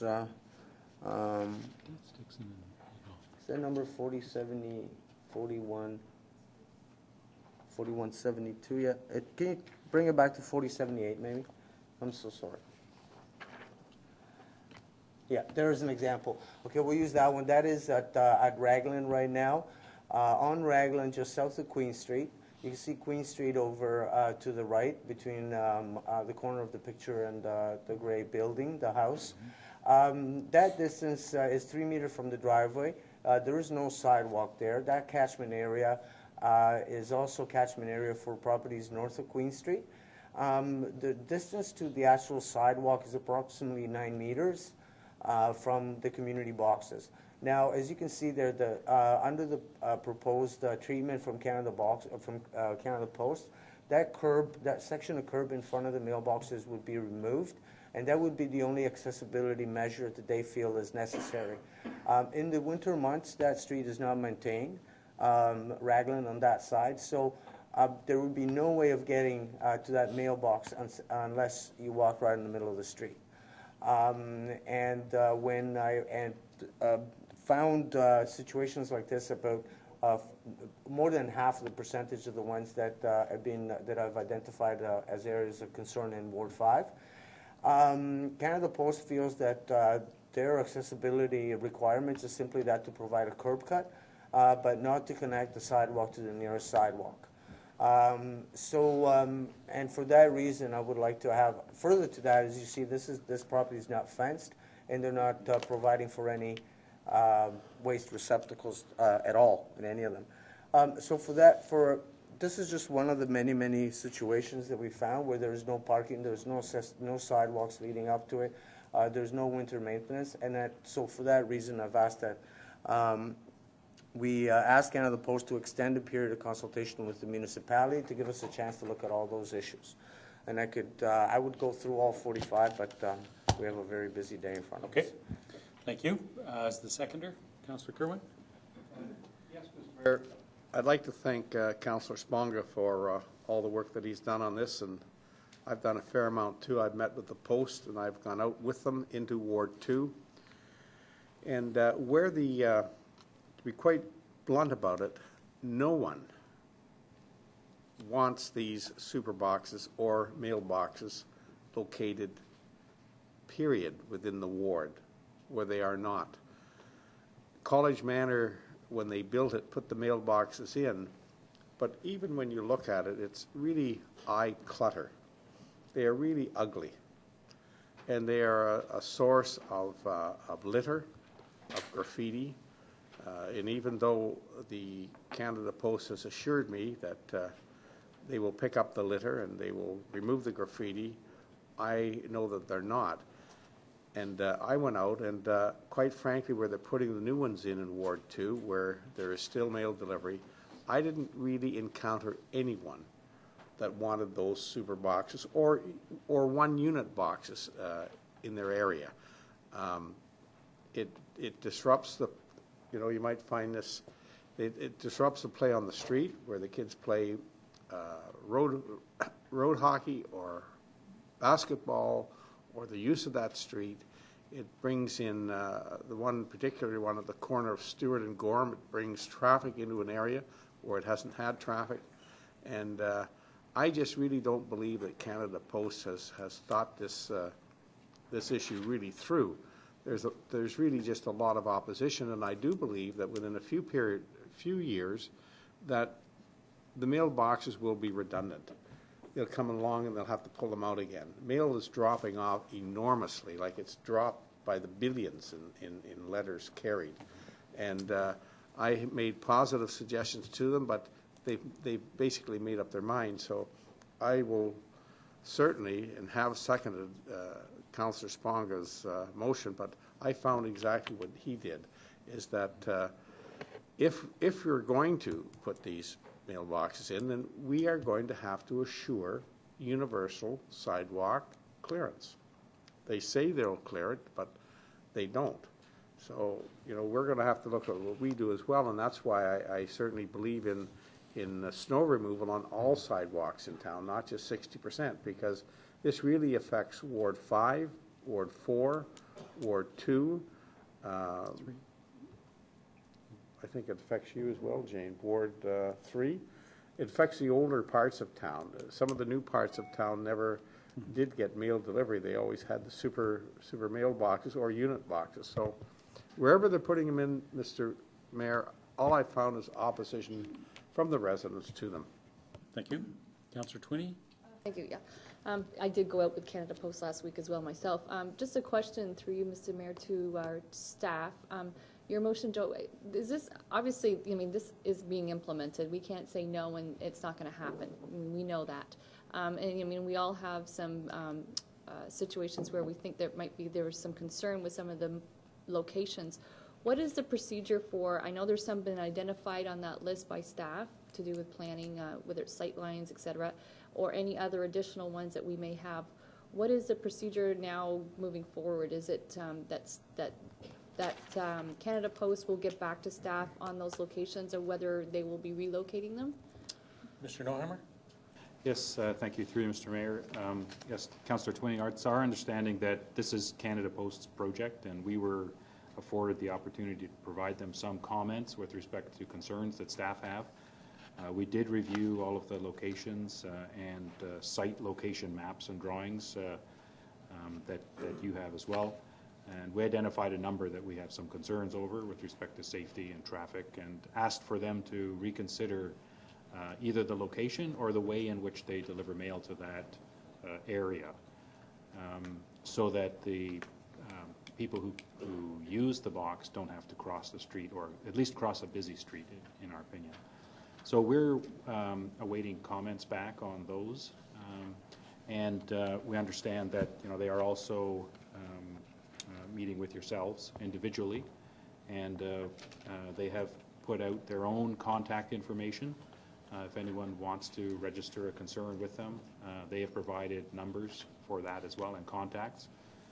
So that's the process that we're following, and we haven't heard back yet on our comments. Okay. So, for example, like any of us that have gone out with them and have identified perhaps an area that we have concern with, whether Joe has a list, I know I have a couple, I let Canada Post know and they took note. Should that be going through our staff as well? You can certainly provide that to us, but I think it would behoove you to provide it directly to Canada Post, because I think they want to hear directly from you and anyone else who wants to contact them. But we'd certainly be willing to take a copy of it, sure. Thank you. Thank you. Councillor Broom-Plumley? Thank you, Mr. Mayor. To you, Commissioner, do we have, are we also awaiting on a policy from Canada Post on graffiti and litter? I believe Councillor Taylor had asked that when they had presented to us, that they would potentially come back and provide us with an actual policy that would give us time frames in terms of removing graffiti and litter. to the community boxes themselves. Mr. Neuhammer? Through you, Mr. Mayor. Yes, I do also recall that the representative from, the senior representative from Canada Post committed to providing information back to the town on the policies they have with respect to those matters. I'm not aware that we have received a response yet, but I can certainly follow up. And we did hear that they do have a hotline or a 1-800 number that is posted directly on the box, so that if members of the community have a concern over an issue of cleanliness or maintenance around the box, that they have that number that people can phone. And I immediately went home that evening and checked in my own community whether that number's on the community mailbox that services me, and I'm sure in fact is. So, and it is the same number that they provided to us as well. So I think it's one national general number that they have. Thank you. Thank you. Councillor Sponga? Yes, I also wanted, through you, Mr. Mayor, to the Commissioner, when Canada Post has identified, for example, the fact, and all our staff has looked at sight lines and some of the issues around the catchment areas and whether you would have to cross a busy intersection to get to them or not. This example right here in front of us has not been identified as one of the 19 sites. Yet, the only two regulated crossing in terms of that, I'm saying just stop sign areas north of Queen Street are either at Niagara, which is further west on this picture, or at Main Street, further east. And for anybody that is elderly or a young person, to be able to, or whether we want to send our children to get the mail, at this point they would not be able, they would cross here at Raglan, which is Hammerhead with Queen Street, and there's no regulated intersection there, nor is there a sidewalk leading to the mailboxes. I don't believe staff actually have had an opportunity to comment on those issues. The other issue with, and I'll get some clarification from the Commissioner on those. The other one is, in some areas where the mailboxes are being proposed on the sidewalk, the curb cut will not occur because they will be on the sidewalk. But Canada Post has identified to myself that the only snow maintenance that is going to be occurred is for the area directly in front of the mailbox. So if a resident has a need that can't get over the curb because the curb is there, and of course there will be windrows, they would have to approach the mailboxes from the nearest intersection or nearest driveway to that mailbox, and then access the sidewalk to get to the mailboxes. In a number of situations, the sidewalk is not maintained by the town of Newmarket, or in some situations, for example, like Curry Crescent, Lloyd, and I can go on, the sidewalk, the mailboxes are actually being proposed on the opposite side of where we have just installed the sidewalks, and there's no parking. And one of the reasons why there is no parking, we've identified through even some of our staff, is in some situation the roads are so narrow in Ward 5 that regardless if you have a vehicle there, and then again, bylaws have not had an opportunity to input on what the definition of stopping is or standing or parking yet, and how this would apply. But there are some situations, for example, on Joseph Street, where you cannot, it's a safety issue of having vehicles parked on each side of the road because it does limit the access, the ability of emergency vehicles to getting through. None of those issues have been vetted, or another example is Beswick, where, for example, the sidewalks are being proposed on one side, and we know we're going ahead with it. The engineering department has already done all their drawings, but Canada Post is actually proposing the sidewalks on the opposite side. And so none of that has been vetted. None of that work has actually been vetted through our staff. And my understanding in speaking with our Deputy Director of Planning is that the process is being moved forward so fast by Canada Post that staff just not have the opportunity to review these locations on those bases of those concerns that I've just raised, and simply are limited to looking at it in a high level in terms of sight lines and a very limited aspect in terms of accessibility. Is that correct or not? Mr. Neuhammer. Thank you. I was waiting for a question there. There you go. Yeah. I guess from my perspective, do they need our approval for anything, or do we restrict, or do we govern? Can we manage where those sites go, or is Canada Post of an authority that we need to negotiate as opposed to regulate? Thank you, Mr. Mayor. So I guess I'd just like to respond to Councillor Sponga's question first, and I'll return to yours. So, Councillor Sponga, yes, staff are seriously trying to look at all of the implications related to installation of these mailboxes, and we understand they will be very disruptive, in particular in areas that are more constrained with narrower street cross sections, narrower boulevards, lack of sidewalks, and we have identified those locations where we feel that there are some locations that Canada Post should seriously take another look at, with either alternative locations or reorganize the way in which they deliver mail to that area. We are in receipt of a number of locations that you've provided to myself and our staff, and we can look through those as well, taken together with your comments. It is no surprise they are moving very quickly. Canada Post is in implementing this program, and together with that pace comes a schedule that they're trying to follow, not only with consultation but looking further down with respect to installation and lining up the resources they need to do. So, I think your suggestion to have some additional time for not only consultation but more iteration between town staff and elected officials and Canada Post would be a positive step, in my opinion. With respect to whether or not we can control or have any influence over Canada Post, they are a federal crown corporation, and I think it's my understanding at this point, Mr. Mayor, that they are consulting with us, but this is their program, and it's they will march forward at their own pace and their own legislative authority to install this infrastructure. So if somebody wants to build or construct something on municipal property, is that where that's going? Do they not require our approval if they're constructing on municipal property? So ordinarily for any utility company or any other private entity, that would be the case. The federal and provincial governments have other legislative authorities in which to locate infrastructure or their plan. Okay, so you're saying that the proposed recommendation would be helpful. I would just like to say in conclusion, Mr. Mayor, that in my discussion with Mr. Valasek at Canada Post, the message that I received is show us the areas of concern, show us which mailboxes are concerned and why. Simple things such as they were under the impression that just because it says no parking, it doesn't mean their staff can't stop and fill the mailboxes, more than one truck at a time if necessary, or they felt that a number of vehicles stopped there for over a couple of minutes or so forth wouldn't be a disruption of the bylaw or disruption of the neighborhood either, and they weren't aware of these issues, and they basically saying, let us know what the issues are and where those issues are, and we're going to look at them. And I think that this motion does that comprehensively. Okay, thank you. Any further discussion? All those in favor?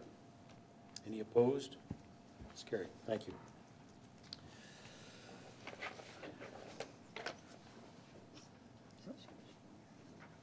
Okay, noise exemption, item number 17. We have some recommendations. Staff is recommending that the exemptions be limited from 7 p.m. to 12 a.m. Could I have a motion with respect to this report and or the recommendations or variance in recommendations?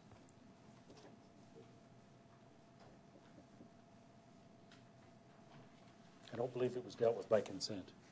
I called it because I had some questions. Okay. Yeah, I'll move. Okay, so we have it on the floor. Mover speaking to it. The motion essentially is asking for some exemption, bylaw exemptions relating loading and unloading of goods during the Pan Am Games. I think we're all starting to become acutely aware that there's going to be significant traffic challenges during the Pan Am Games, and while this might be somewhat disruptive, although I don't suspect it'll be significantly disruptive, it's, I think, not allowing this accommodation will. This is a measure that's being sought to try to the degree possible, alleviate what could be considerable congestion by allowing vehicles to do some of the work that they would do during these congested times at other times of the day. And I think, well, it's not ideal, given the nature of the traffic and the games and what I've been reading. I think if this is, our community's way in participating and trying to address that issue, it seems reasonable to me. But I'm certainly interested in the conversation, the debate, or other concerns by the members of council. Okay, seconder. To speak up. I felt that this was really an exemption that was more in keeping with with the overall communities that would be impacted. Broader strategy, really, on the part of MTO, as the report points out, and so for that reason, I find myself in support. But I'm interested in hearing what the concerns are and having the debate. Okay, any further questions? Councillor Twinney? Just more of a comment. I did get some clarification when we recessed for a little bit from our Director of Legislative Services, so it might be of help to, so I didn't want to not continue on with it, but I guess my only concern is that I just don't see how it's actually going to work and be implemented, because that each individual municipality has a right to say whether they want to abide by the bylaw or not. So, for example, Aurora is okay with it, but Richmond Hill and Markham, who is actually is going to be hosting some of the games, is not. So, therefore, we're going to have, we can't control delivery trucks that are going to be going out. They do a route. They're not going to start picking and choosing which municipality that they're going to go to and which ones are not going to go. They're not going to go on two different routes to go. So, I guess it's just the logistics of it all. I really don't think... I just don't see that there is going to be an impact either way, and certainly I can understand that, and perhaps our director can expand on it and sort of the information he gave me regarding the fact that the City of Toronto has implemented it. So therefore, all the trucks that are leaving the City of Toronto won't be going out till later on at night. So therefore, they will be arriving, say, in Newmarket in the evening or at nighttime. But I guess it's more of a, I'm fine with going ahead with the motion. I just think that there's some, the way it's being implemented is just wrong, and it's not our fault. I just think the way it should have been done, mandated across the whole area by the province, not by each individual municipality. Thank you. Regional Councillor? I guess my question to staff was, my suspicion is this will have very minimal impact. When you take on as a region something like the Pan Am Games, we're all in it to get in together to a certain degree, and the success of this and the traffic impact, I think I want to try to find a way to be helpful, I guess, is to be blunt, and try to find, and perhaps it won't be, and I think Councillor Twinney raised some good points. Perhaps if everybody's not on board, then they won't start, they won't make these delivery runs, et cetera, and then it won't be much impact. But I doubt it is anyway, but I guess my question to staff is, as odd as it might be, would there be an ability for us to retract this if after 1 week this was a significant impact? Mr. Brower. Through you, Mr. Mayor, yes, the municipality could pass a bylaw to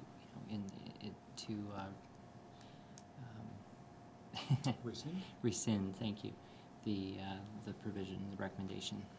All right, I think with that in particular, I'm comfortable knowing that if in the unlikely event that it was of significant impact, we could deal with it. Thank you. Thank you. Councillor Smonger, final comment? Yeah, please. also in conclusion, I'd like to say that as much as the trucks may like to leave or arrive in Newmarket, after 7 p.m., they're always dependent on the fact of the actual end receiver being there and having the appropriate receiving staff and shifts to accommodate those deliveries. So, again, I wanted to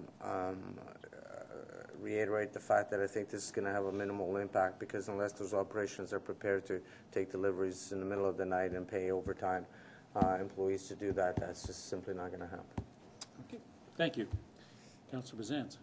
Yes, thank you, Mr. Mayor. And through you, question, if our current bylaw restricts the operation unless it's necessary for maintenance of essential services, I'm just curious as to why there have been noise complaints from residents in Ward 7 particularly for overnight deliveries. So is there some business in Ward 7 that has essential services that requires overnight deliveries now, or what's the situation?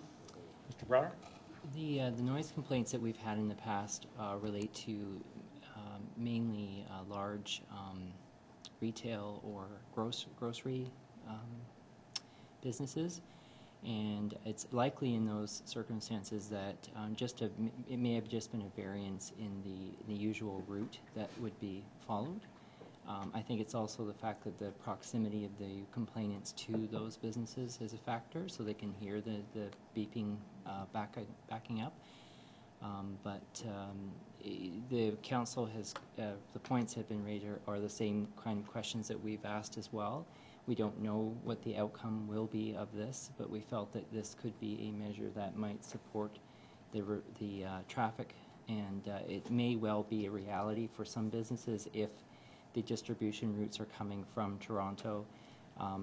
It may be a reality regardless. So even though the municipalities, other municipalities that may not have passed the bylaw, they may be issuing tickets, I guess, in that case. So one way or the other, I think we may be impacted. So to some extent, this does support the games and shifts the timing to give a little bit of forgiveness for businesses. So in this case, though, if there have already been complaints with somebody, I'm presuming, not following the bylaw and we're opening it up, we may actually increase the amount of traffic coming in overnight. So is there a plan to inform residents that this may be the case so we can monitor and then make any adjustments as regional councillor has suggested? Yes, we would work with that, but I should note that the complaints we had received are actually overnight, not evening, and we're suggesting there be allowance for evening deliveries. So we're not saying they're the times when people are normally sleeping, it's in the later evening. So we hope that might be a middle-of-the-road approach. Okay, thank you. Thank you. Any further questions? All those in favor? Any opposed? That's carried. Thank you. Next item then is item number 21, recreation report regarding the artificial turf sports field. Could I have a motion with respect to the recommendations? Councillor Hempel, Councillor Sponga. Comments, Councillor Hempel? As the seconder, Councillor Sponga?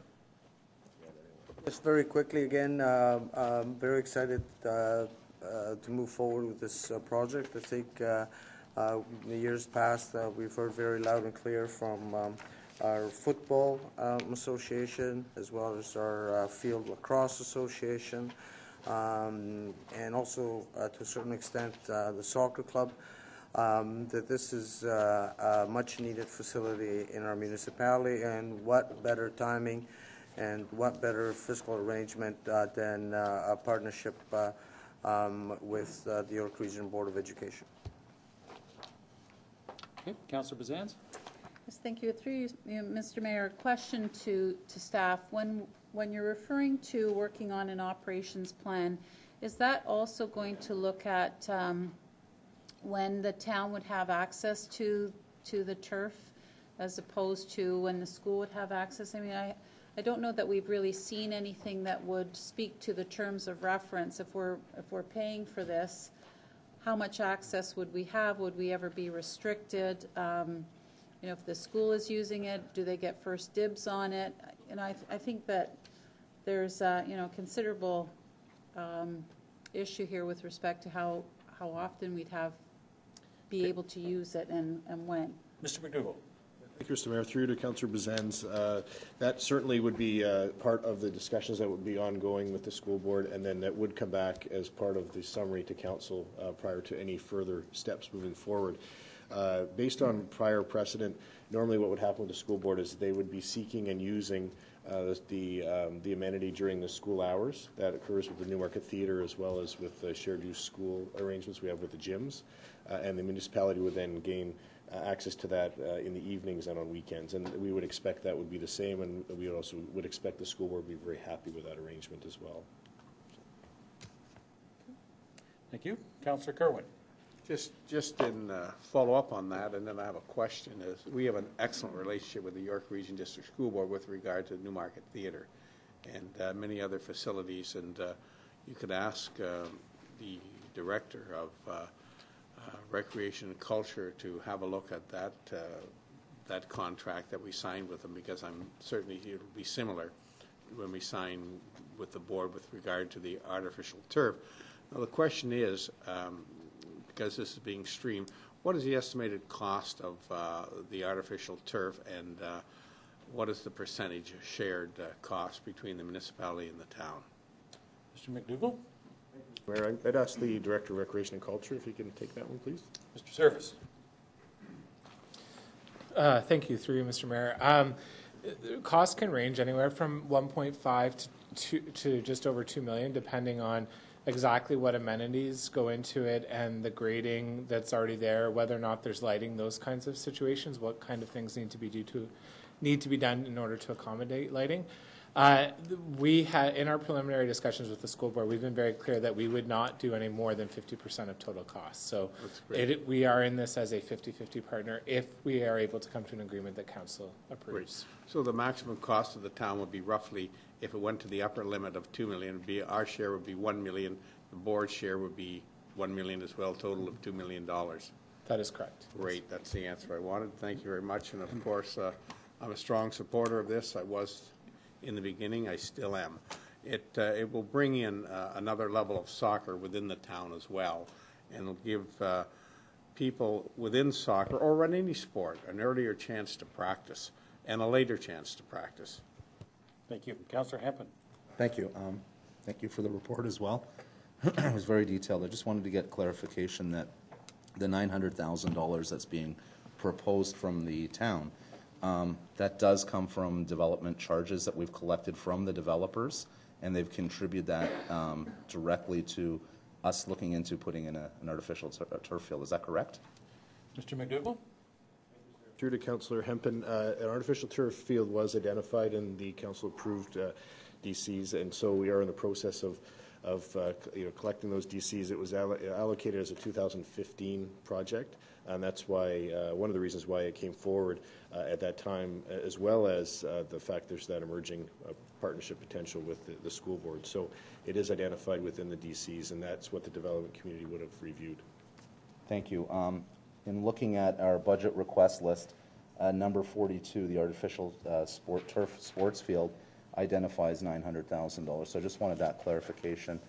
And I think it's a great partnership. There's some real community benefit to having the school board match funds with us, and a real benefit to the community, and I'm happy to support it. Thank you. Commissioner? Thank you, Mr. Mayor. Just for further clarification, so on the $900,000, there is a requirement of the municipality to provide 10% that would not be DC eligible, and so that's also factored into the capital budget as it currently stands. That's great. I do see the $100,000 listed as operating fund in the budget request. Give some explanation on that.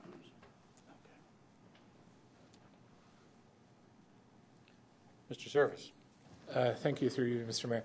In order to fund any kind of capital project through development charges, the requirement is that 90% be funded through development charges, 10% be funded through some other means through the municipality. And so the budget request is $1 million, $900,000 coming from development charges, or 90%, and then 10% or $100,000 coming from the operating fund.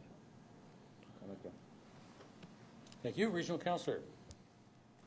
Thanks very much. Yeah, I too support this. We've had discussions for some time about an artificial turf, and we had another opportunity once before that didn't quite work out. And we've heard loud and clear from many of our user groups representing thousands of users that this is something that's needed. And I know other communities that have such a facility, and it's well used and well valued by the community. So I fully support moving forward in this direction. The one thing I would ask is, whether it's as part of next steps or informally just as direction to staff or request to staff, that there's a discussion, if there hasn't been already, with the school board about the location. I'm sure others have received, but I've received some calls about, why this location, why not another secondary school in Newmarket. And so I just want to be sure that, and we're half funders, and we've analyzed that from our perspective. This is, either the most suitable site or equally suitable site. And so just, and then perhaps the request could go as far as asking the school board to make sure they're communicating with the schools so that they're having that discussion with their schools, not us. Okay, Mr. Service? Thank you. Through you, Mr. Mayor. Our guiding principle was first and foremost that we wanted to see the asset available to the community as a whole, and so we view this as a town-wide asset. And so from that perspective, we were really seeking the guidance of the school board as to what they recommended as the best location, and Walter Denison High School was their recommendation for a variety of reasons. One is that it's a school that's in need of some kind of facility or amenity like that. And there's ample parking already available, and the residential impact of adding lighting is less than in some other areas. And so that was some of their factors, but we can certainly continue those discussions, and that would be part of the framework that we bring back to Council for final approval, and we will include details as to why we've chosen the locations or recommendations that way. Okay. Thank you. Yeah, and just to ensure that they're also, if you could, or politely request that they communicate with their school communities. Thank you. Okay. No further questions then. All those in favor? Opposed? That is carried. Thank you. Next item. Is the enhancement options, and it is seeking direction from council. Okay. So we're looking at the item number 31, which is the enhancement options, together with item number 32. We'll bring item number 31 forward. It'll be it will inform item number 32. Item number 41. I'll make the motion. Okay. And the motion is? Item 31, the motion would be that court snow clearing, so the recommendations that we have in front of us, but that as well, that court snow clearing be removed as an enhancement, and that staff be directed to reallocate the $64,000 to sidewalk clearing and transportation initiatives in 2015 and 2016, thus reducing the phased impact of those two items on the 2016 to 2018 budgets. And I'd like to add that that's one recommendation addition, and the other one is that the following. The other one is for item 32. We'll deal with after, correct? Okay, that's right. Yeah, these separately. These are dealing with the enhancement. Sorry, this is just 31. Yeah. Good. So and the seconder I for can that? speak to it. Seconder? Are you seconding, Councillor Kerwin? I'm going to speak to it. Are you? I need a seconder. I'll second it. Okay, thank you. And then wish to speak. Regional Councillor speak to it as the mover, and then Councillor Kerwin as the seconder. Thanks very much. I think we've highlighted some important enhancements in this year's budget, and I really want to thank staff for assisting us on finding a phase plan to achieve these enhancements over the next 4 years, while maintaining the council target for 2.5% plus asset replacement. The suggestion I'm making is that the impact of phasing, though, of course, is that it puts budget pressures on the other years that are upcoming, and I think we'll have some difficulty, as we did this year, but in those years perhaps even greater difficulty maintaining a tax rate that we feel is acceptable by our residents and is reflective of, or close to cost of living prior to asset replacement allocations. So my feeling is that the court snow clearing is, I've heard a lot from members of council and they've also from public, but that the sidewalk snow clearing is a priority, and of course issues of traffic safety and mitigation is a priority, and that's reflected here. But it's also my feeling we can't do everything, and while we have the option of addressing court snow clearing in the future, I think we should sort of stand that issue down because of the impact on the budget. But continue to keep the budget at the number it's at this year, but just try to transfer those costs in each of the next 2 years from court snow clearing to speed up our impact on sidewalk snow clearing and traffic mitigation, which would in turn mitigate the impact on the outer years budgets of 2016 to 2018.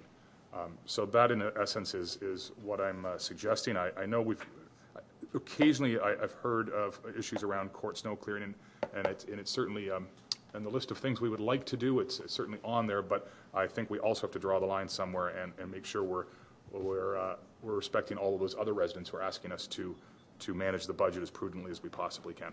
Thank you.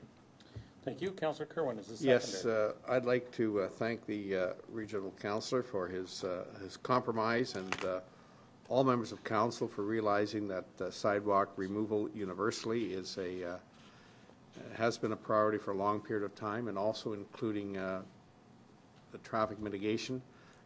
It's one step backward for two steps forwards, and now with the advent of the mailboxes, it's even become more important for us to proceed in this direction. And by the end of this term of council, we will have achieved what we set out to do, and that is sidewalk removal in all parts of town on a universal basis. Thank you, Mr. Mayor. Thank you, John. Thank you, Councillor Hepburn. Councillor Hepburn. Oh, thank you, Mr. Mayor. Okay. In one sentence into the other. Yes, okay. I did a basic calculation on the removal of the courts and areas that have large elbows and wide turns, and I guess it's about 0.127. It would be additional on the 64K.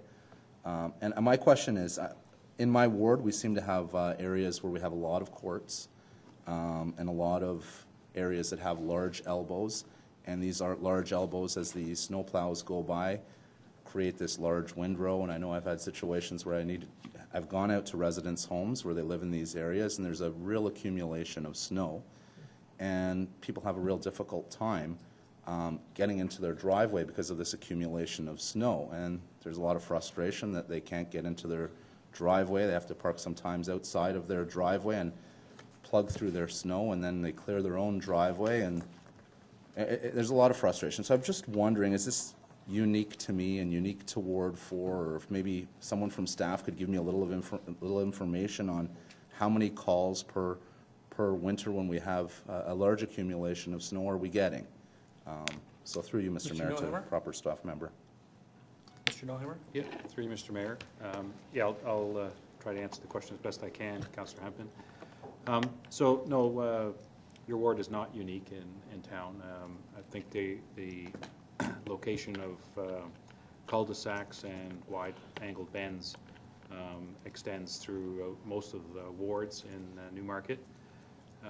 It's just a reflection of the type of subdivision design that was implemented when most of Newmarket was built out.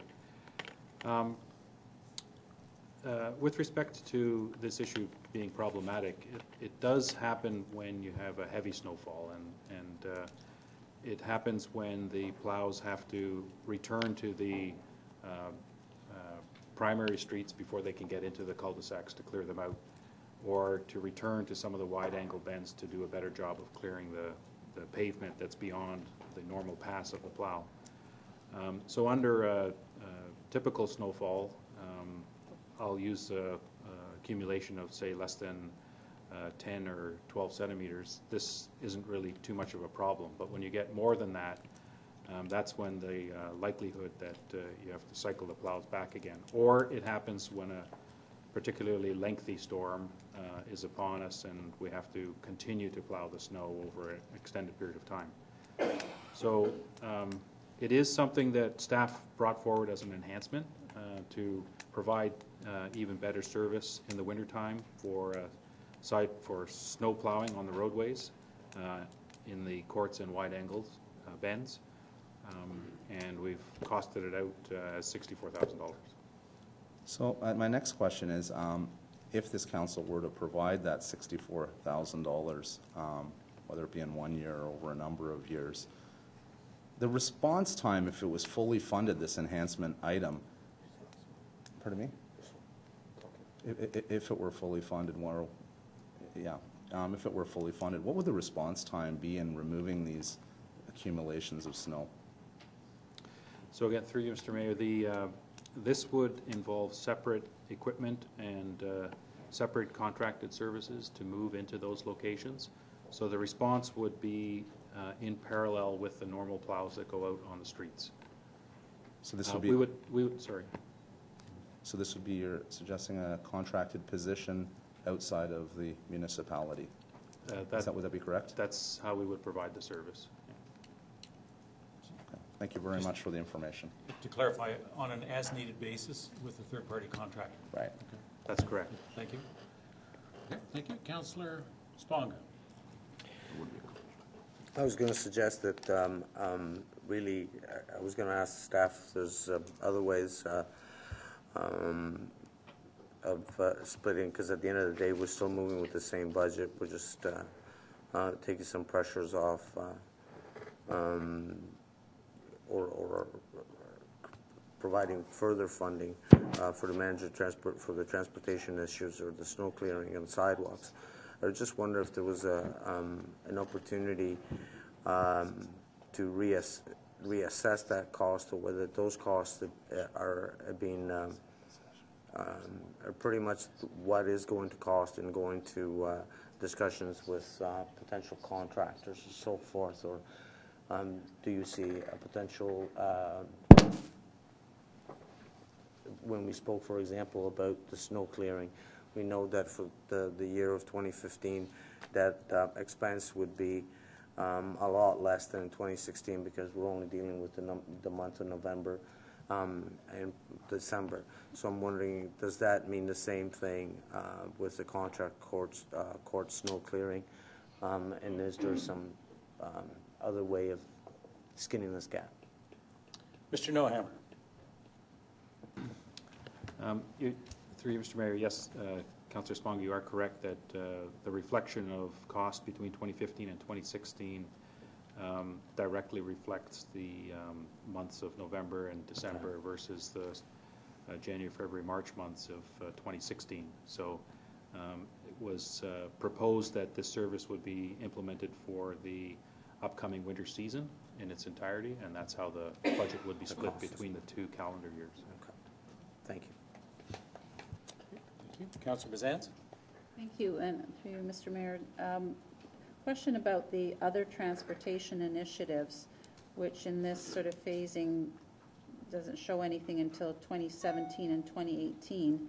So is that to show that there would be no enhancements, no transportation initiatives for the next 2 years, or what could we expect? Because again, this is something that has been a consistent priority amongst the residents, to see traffic calming measures put in place, and you know, as much as snow clearing is important, it's sort of at certain points of the year, but I think traffic safety is 12 months of the year, and I'd just like to make sure that we're not shortchanging that priority and the need for traffic mitigation initiatives. Mr. Nohammer? Yes. Thank you, through Mr. Mayor. Councillor Bazance, the proposed table on page 194 of the report does present an option which implements the hiring of the required staff member in 2015 in the transportation section of the engineering department, and that salary cost is spread between 2015 and 2016 as a reflection of the time it will take in order to actually retain a person in that position. So in future years, of course, Council always has the discretion to approve a certain amount of funding towards growth-related issues or enhancement issues, and we're indicating that by hiring this person in 2016, it will require continuation of $75,000 as the remainder of the salary portion for this staff person. So with respect to program elements that staff can work on, I'd like to invite the Director of Engineering, Rachel Prudhomme, to speak further on that. Rachel? Thank you. Through you, Mr. Mayor. We would be looking at possibly with this particular division of the funds hiring someone in August this year, And there are several projects that this person could do that are no cost really to the municipality, but they would certainly not involve any construction of traffic calming initiatives or any design work, because we would need some money for that up front. So we would be doing some of the construction and design in 2017 instead. But some of the things that the person could be working on is, for example, starting to plan out the traffic mitigation strategy, designing concepts for signage campaigns, developing terms of reference for an implementation plan for our active transportation plan, spearhead the plan to review parking in the hospital area, work with bylaws or for the townwide permit parking. There are many things that can be done. We also need to review all of the policies that are existing right now, because they're quite dated and they need to reflect more current needs that we have within the municipality. It would be nice to be able to start planning traffic calming initiatives such as pedestrian refuge islands and things like that in 2016. This would unfortunately not allow us to do that.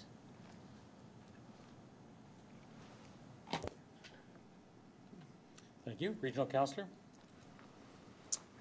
Thanks. Yeah, I want to just reiterate that that by eliminating the contract court snow clearing, it takes pressure off the next 2 years' budgets if we choose. I mean, we can choose to put that back in next year, and perhaps in the meantime, in this year, we can ask staff to monitor more closely residents' issues or complaints related to court snow clearing. But it does allow us that 1 year to do that. And so the pressure would be taken off of those of the budgets, but there's nothing saying we couldn't bring that back. In fact, we could direct staff to not to withdraw it from this budget, but bring it back for consideration in next year's budget with greater detail and with some analysis of issues and complaints, et cetera. But I do think it gives us some breathing room. What I would suggest, though, is that perhaps listening to the conversation that we're hearing, we see that the all sidewalk snow clearing begins to get phased in immediately and will be phased in over each year. The other transportation initiatives have no activity in the first 2 years because the dollars are allocated to the manager of transportation.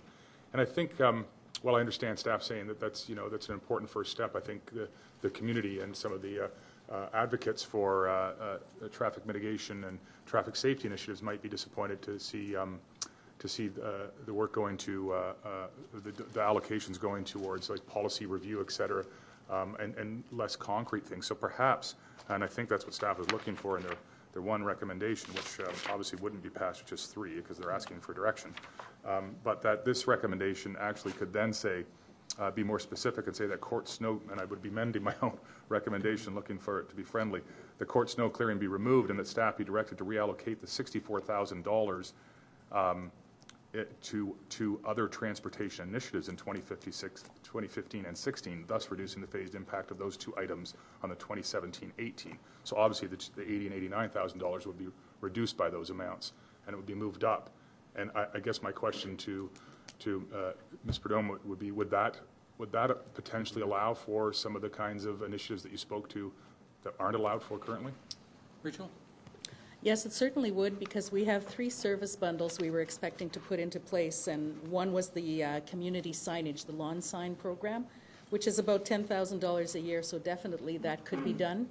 And the other ones were a traffic calming pilot project, a pedestrian refuge island that was being proposed, and that could be designed then quicker, and we would be ready to implement once the funds are available to implement that, because the total cost is $75,000. And we had also proposed a visibility improvement campaign, which involved the painting of more visible ladder pavement markings.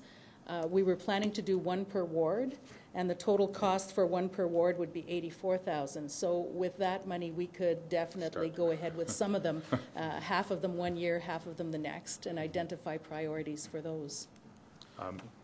Yeah, so I guess my closing comments to members of council then is that essentially what the motion is doing is deferring, if it's better looked at that way, deferring court snow clearing to consideration for next year's budget or the following year's budget, and using that that room that's created, at least in this year's budget, and then subsequently would be reconsidered in next year's budget, to move forward other transportation initiatives out of the 27, which has no activity in 15-16. And that would reduce impact in 2017 and 18, where we can see our commitments, our multi-year commitments are going to put pressure on us at that time. Thank you. Councillor Vey? Thank you. Through you, Mr. Mayor, just following up on some comments from Councillor Bazans. In terms of traffic technicians, how many do we have on staff right now? Ms. Brown? Through you, Mr. Mayor, we have one traffic technician and we have one senior traffic transportation coordinator. So we have two on there now. And the issue of, and it's particularly speeding, safety in residential neighborhoods, that's been an ongoing issue for a number of years. It's already well documented. It's also, quite frankly, well documented that the strategies we've employed haven't been very successful. Otherwise, we wouldn't be having this conversation right now. I'm not sure, and usually I don't get down to this level of micromanagement, but we have dollars here put aside to hire a third person now. What I'd rather, quite frankly, see dollars put aside for a bit of action right now. So I'm not sure why we even need a third person for this. It's already well documented, et cetera, as I said. I'm really looking for action on this. Ms. Burnham? Not more reports, in other words. Sure. Ms. Burnham? Yes, through you, Mr. Mayor, to Councillor Vey. Currently, our two traffic people are totally overloaded with requests, and it's taking a very long time, as you all know, to respond to some of the requests we get from residents or from council on various traffic matters, parking issues, crossing guards. Everything goes through transportation. So we really do need that body to be able to provide the action that's required, because right now all they're doing is producing reports pretty well consistently. Mm-hmm. I think it's probably one of the departments that produces the most reports per year for council. So they are extremely busy and would not be able to handle the additional action items. So we need a staff person for that. I guess, as I said, and I'm going to stress, and I'm not going to micromanage any department, but people are looking for action, been looking for that for a number of years now. And I'm just worried that we're putting our dollars into another staff person, which is going to produce a lot of reports for us. And we've had enough of those. So we are looking for some real meaningful measures in this area because it is a problem that's growing, and we haven't been very successful in addressing it. Mr. Sheldon. Mr. Mayor, you may want to hear from the Commissioner in terms of the structural component of the department. It's up to Council. I know we've done it for a while, but the Commissioner could comment on the what he's trying to achieve in terms of the structure of the Commission. Okay. Mr. Neuhammer? Yeah, thank you. Through you, Mr. Mayor. So the capacity to, as you've heard from our Director of Engineering, Rachel Prudhomme, the capacity to respond to traffic issues, and we understand there are many with respect to neighborhood traffic concerns over speeding, over parking, over a number of common issues. Rachel's quite right. The staff we have right now are at a point where we can't undertake any further work. So what I have asked the director to do is look at a different structure for engineering, in addition to a capital and development engineering section, to consider a transportation section of her department.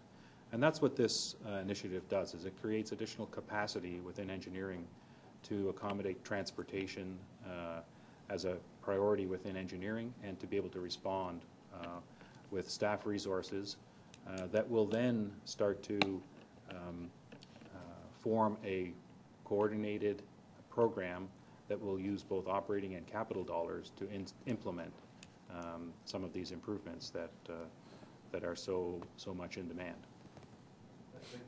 Thank you. Timeline. Do we have a timeline for that? You're looking to hire one additional person that will create 3 people in the department now. Do we have a timeline when we can start expecting things coming out of that department? Yes. So certainly, through you, Mr. Mayor, we do want to aggressively pursue transportation improvements in neighborhoods in particular, and through some of the projects that Rachel has outlined in the decision packages specifically. So we hope to, after favorable approval of this budget, move very quickly with the retention of an individual, and then move towards implementing the work in transportation, both from an operating and capital perspective. I believe in June we're getting our transportation mitigation study. I'm not sure what the proper name for that study, but we are getting a study for us discussing and making recommendations on the traffic issues we do have in our residential communities. Is this tied into that somehow, or? Yes, again, through you, Mr. Mayor, this would certainly allow us to implement things much more quickly. Starting this fall, we can already start to program some of these initiatives, beginning with the strategy that comes forward and back to council. So we would look at identifying a work plan and a number of projects, and then through increased capacity in engineering, we would be able to start implementing these initiatives. Thank you.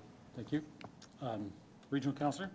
Is there a possibility, I'm hearing Councillor Vague's comments, and I think probably we all share the concern to a degree, which is, and I'm not suggesting this would happen, but that the concern is that if we hire a new manager of transportation, that they get quickly absorbed into the workload that exists currently. And I can appreciate from a staff perspective that there's a demand for that to a degree, but what we're looking for and what we're responding to in the public, overwhelmingly from the public, is that they want to see advances in our traffic mitigation strategy or our traffic safety and mitigation approach. And so would it be possible to get perhaps a report back, either coincidental with this report we're waiting on, the strategy we're waiting on, or prior to it, but a report outlining so that we can have some greater input into the role that this person would play, in the sense that, or can we direct staff that this hire is primary purpose is to advance new traffic mitigation safety strategies and measures? I mean, I'm open to different ways, but I think there'd be a greater level of comfort, and I think it would be helped to show the public that this is about advancing new strategies and directions, as opposed to managing workload. Which I'm not trying to be insensitive to managing workload, but that's really what we're responding to in the public, is this demand for advancement. Could we set out some deliverables in terms of what should be expected coming out of that? Mr. Nohammer? Yes, through you, Mr. Mayor. That is a very good suggestion, and we would welcome the opportunity to provide further information to committee and council on the benefits of this position would provide, the benefits that this position would provide to advancing a lot of the transportation-related initiatives into town, and in addition, providing some description as to where we could go as a town in further looking at transportation and some of the source issues and root causes of some of the congestion and traffic mitigation, in addition to working more closely with our regional counterparts as well. So there's a number of things that we can put back to a committee and council by way of further report. Great, and I don't want to speak for the members of council, but certainly for myself, we advancing that position through the budget process, but knowing that prior to hiring we would get a report and be able to get greater clarity and maybe some input, further input into that before we move forward would be, I think, very helpful, not only for us, but members of the community have been speaking about this issue to us on a regular basis. Yeah, we would be pleased to do that. Mm-hmm. So the mandate and deliverables that would come out of that investment, and to some extent, I think the community wants to see some community engagement in terms of specific issues and how we might want to do that. So that might be a consideration, and again, without micromanaging it, in terms of the budget request is in response to some community expectations, and how we're going to satisfy those expectations, I think, would be very helpful. Okay, so there being no further discussion, all those in favor of the motion as... Yeah, it was, you're right, and I think we need to check who's friendly with the seconder. Because I did change. So would you like me to read, Mr. Mayor? Read it, and then the seconder, if you could just confirm that So- as a friendly one. Thank you. The motion would read that court snow clearing be removed from the 2015 budget and referred to the 2016 budget, and that staff be directed to reallocate the $26,000 to other transportation initiatives in 2015 and consideration for $38,000 in 2016, thus reducing the phased impact of those two items on the 2017 and 18 budgets. I know it's not. And the seconder is Councillor Kerwin, I think. I'm happy with that. Okay. All righty. All those in favor? Any opposed? And that is carried. I guess that's a real good segue into the next item, and that is our budget. Yeah.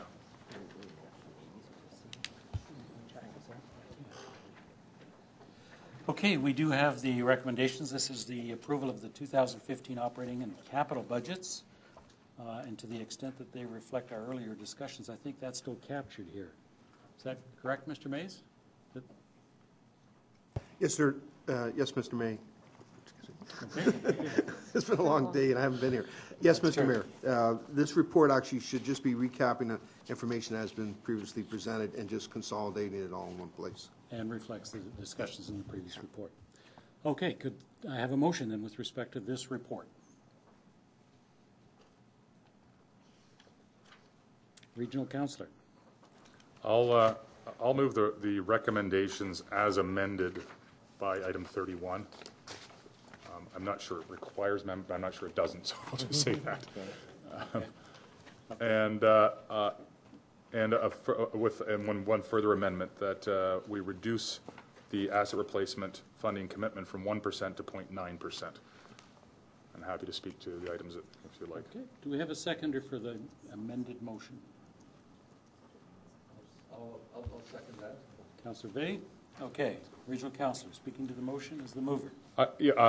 Quickly, again, speaking to it, I think we've been through a great deal of work as a council and staff on the budget over a long period of time and received a great deal of public comments and consultation. I think we're moving to a close. Item 30 amended this final budget report. That's moving us to final approval, in very minor ways.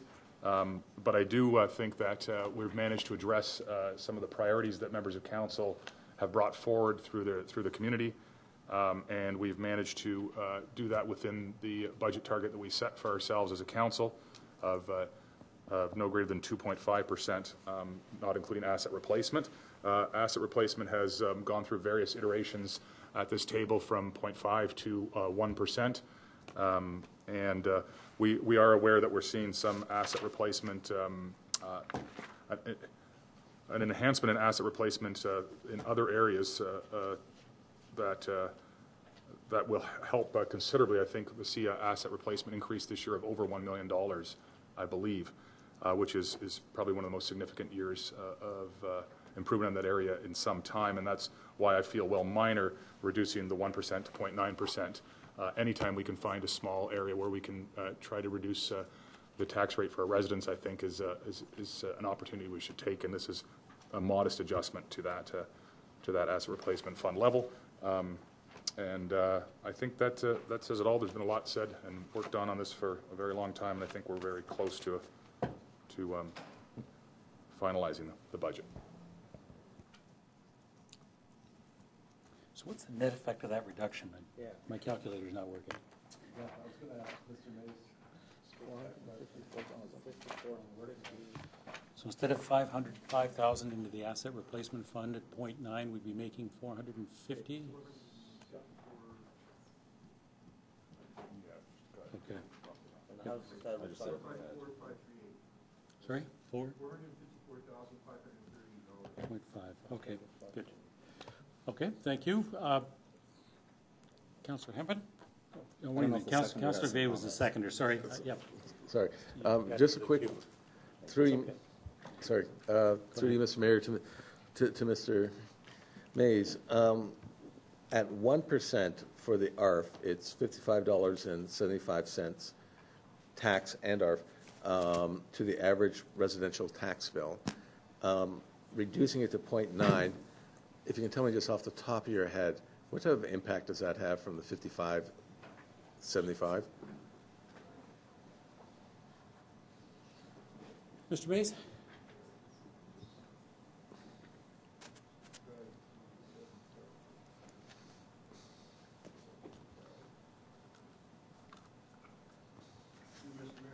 If I punch the numbers in correctly, it'd be $54.16. So $1.50. Yeah. Approximately. I've seconded this motion, and I understand what you're doing, and I do respect what you're trying to do, but in reducing the ARF to 0.9, but it is such a minuscule difference. We're hearing it's about $1.50, $1.60 per household over a year. I'd prefer just leaving it at that 1%. I know it's a small amount per household. I think it's a difference of about $50,000 from the calculation. We had approximately $50,000 to our ARF. Leaving it at 1% and coming in at the 2.5% tax increase still leaves us at an all-in, if I'm reading this correctly, still under 2.5%. So around there. So even though I've seconded this, I would prefer that the ARF remain at 1% as opposed to 0.9. The amount per household is so small, but it is about $50,000 for asset replacement for the town. Okay, thank you. Councillor Hempin. Thank you. Through you, Mr. Mayor, I have some questions to probably Mr. Mays. Mr. Mays, in the item E, number 1E, it mentions $620,000.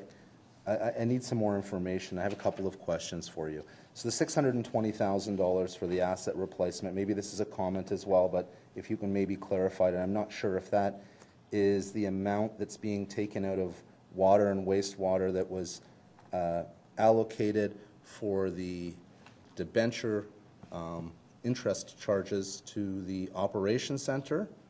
And we'll start with that, and I have a number of other questions. Mr. Mays. Through you, Mr. Mayor, I believe the councillor is referring to item 1E. We're talking about the water and wastewater, 620, the increase including an additional $620,000 for the asset replacement fund. We had some discussion on that, in that there was additional requirements in the water and wastewater for funding from the asset replacement fund, being for the moving towards condition-based assessment of the underground works. The estimated cost for that, included in the capital program, sorry, not including the capital program, included in the operating budget as an enhancement item, was $620,000. So to keep the asset replacement fund whole, the staff proposed that we increase the contributions from the water and wastewater rate groups by $620,000. Okay, so I'm not clear on this at all, and I've tried to read through it a couple of times. I just want to say, it has nothing to do with the operations center. Okay, so the $620,000, is the funding source DCs, or is it just being an allocation that's being moved from the, maybe you can explain it to me before I speculate on anything. Okay.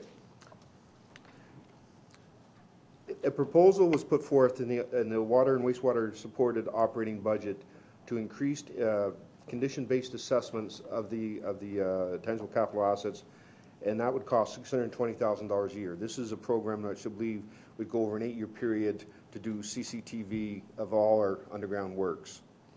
The normal source of funding for such a project, and similar, we do it on roads, we do the roads need study, is from the asset replacement fund. So if we made no adjustment in the water and wastewater budgets other than include this item, this would reduce the annual net contributions to the asset replacement fund. It would be committing an additional $620,000. It would reduce it by $620,000. So the proposal was made to also increase the contributions to the asset replacement fund to offset that. So essentially, it's a flow through from the water and wastewater rates to the condition-based assessment. Okay, so the funding sources through water and wastewater, and taking it from the operational side and putting it towards the capital side. Is that correct? It's not actually touching the capital side. It's the condition-based assessment of assets is considered an operating expense. Okay, then is this a sustainable funding source in that I'm not sure how many numbers of years we're planning on undertaking this identification and understanding what our infrastructure looks like. So once we've completed this exercise, will this $620,000 remain in the asset replacement, or will it go back to water and wastewater? I'll address part of that. The Commissioner of Development Infrastructure Services might want to go further into it. It's my understanding this is an 8-year program to take a look. This is one of the items that was looked at when we did our asset management plan, that we don't have good information on the underground infrastructure. So this is to address that. And it's my understanding this would be on a continual basis, similar to what we do in the roads needs study, where we continue doing it on an annual basis. It's on I believe it's on a 3 or 4 year cycle, and they just continue repeating the cycle. So the idea would be this would continue on an 8-year cycle. Your question is this sustainable? Is my belief it is sustainable because we've been able to factor it into the water and wastewater rates. The proof of that will be when we come forward later this year with the update to the 6-year water and wastewater financial plans, and we'll show how going forward on a 6-year basis that will be factored in. So is there consideration being given to, once the identification and we have a better understanding of our infrastructure through using the CCTV mechanism tool to understand, is it the intention that that $620,000 will remain in the ARF to address the infrastructure issues that we identify, or for any other ARF items? So this would be spent on an annual basis to fund this program.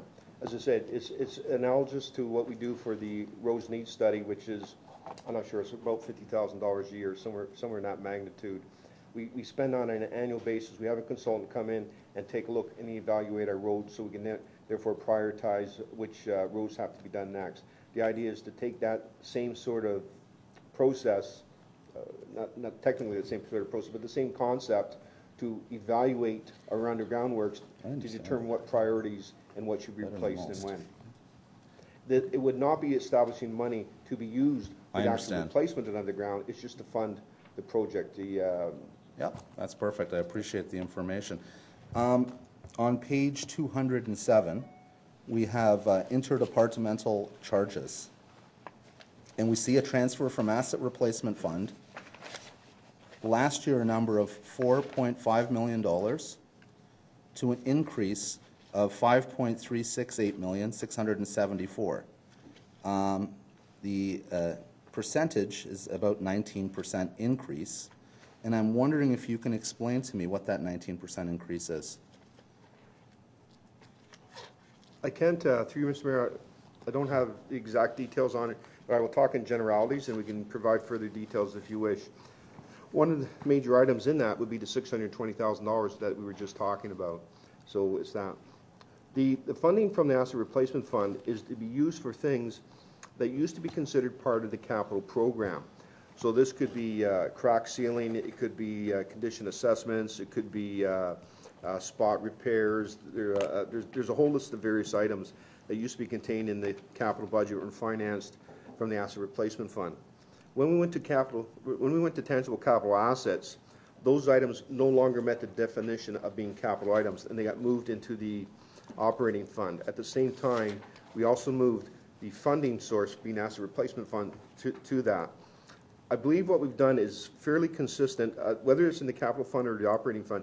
The idea of using repairs and maintenance reserves for these kind of items, especially for asset condition, is fairly consistent with what we would find in any municipality.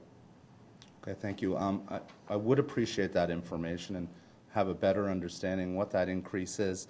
And I'd also like to, maybe if you could send us information on what portion or what amount of the asset replacement is going towards all interdepartmental charges. And hopefully you can provide that at some point.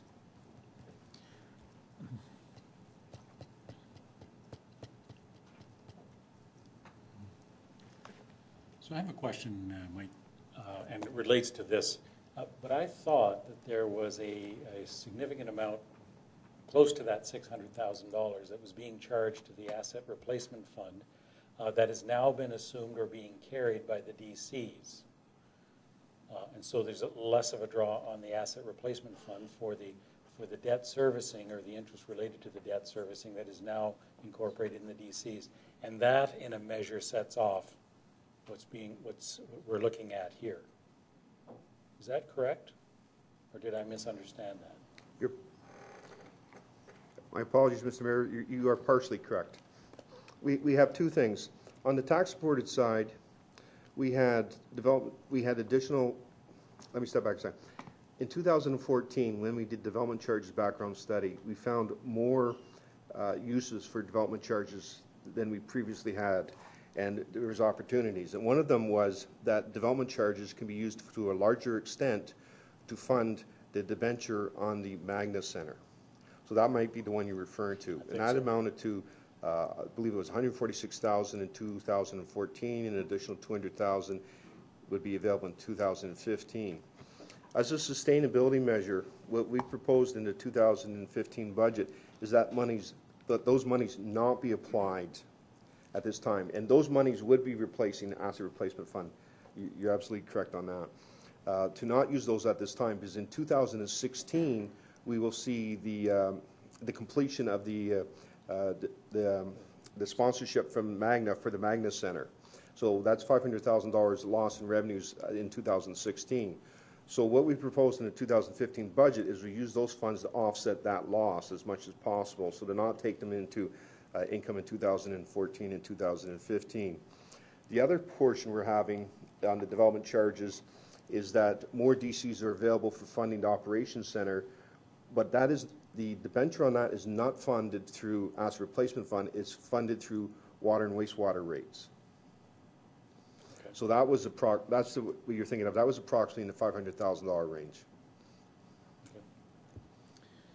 Okay, I'm sufficiently confused. But essentially it's a flow, and there is some additional funding coming through the water and wastewater rates then. Okay. All right, thank you. Councillor Hempin, I was hoping that would help you. Oh, no, I total an understanding of what's happened here. And based on my information that I've received and heard, I cannot support the reduction of the asset replacement to 0.9. The $660,000 is not going towards capital. We've heard all of this information. So I'm with Councillor Vey, and it's a minimal amount of money, but it's an important area that we need to continue to fund, to continue to look after our infrastructure and whether they be our buildings, whether they be our underground services or our parks. So, yeah, that's it. Thank you. Regional Councillor? Yeah, no, I appreciate the questions that Councillor Hempin asked, and I have to say it's altered my understanding of the asset replacement, the increase in asset replacement. It sounds to me, as he said, is it largely a flow-through, so that the asset replacement's being increased significantly by that $600,000 range mark, but that money is it's being increased to offset an increased cost. So there's actually doesn't create ARF room, if I can use that phrase. So I actually concur with Councillor Hempin and the analysis, and although I don't necessarily concur with Councillor Vague respectfully, because I think it's a tiny amount per person, but we know how hard we can struggle in a year to find $50,000 to fund the operations of splash pads, and so those dollars, when you break it down to per residence, it sounds trivial, but when you think about how hard we work to find numbers like that. So that's my view on it. But regardless, I'm glad that we've had that discussion, line of questioning, and I'm going to be removing the motion because I was under the impression that we were seeing a much greater increase to ARF that allowed ARF to take on other and newer priorities. But what I'm hearing is that the increase is already dedicated, has a cost that it must meet. So I'll remove that. I'll withdraw that. I assume I'll have the support in a second. Yeah, I was going to say, remove that component of it. Okay. I just wanted to clarify that the inspecting the pipes, that's an enhancement. Is that correct? it's been shown as an enhancement. It'll help extend the lives of our pipes and our piping system. It'll identify the areas that need work early, and they can be repaired early. Is that the purpose of what's happening there? So in part, there's a benefit to the ARF fund as well. But Mr. Nohammer? Yes, Mr. Mayor, absolutely. This is, as the Director of Finance indicated, a means for us to improve the planning and investment in our infrastructure from the capital budget through this assessment program and respond to deficiencies in this asset class. So. Thank you. Councillor Vague. Final comment. I appreciate your comments, Councillor Taylor, but I think I did say it's a small amount per household, but there is a significant cumulative effect. Okay. So I did say that, and that was the point I was making on it. So we're at the point where I can call the question as amended, and that includes a 1% increase to the tax levy for ARF. All those in favor? Any opposed? That's unanimous. Thank you. I congratulate staff. There's a lot of hard work there, and particularly in terms of working diligently to accommodate things that were important priorities for our constituents, and that has been reflected in the issues and the concerns of our council. So I think we've moved forward very nicely. Okay, what have we got still left to do? Councillor Hempen, your motion, item number 33.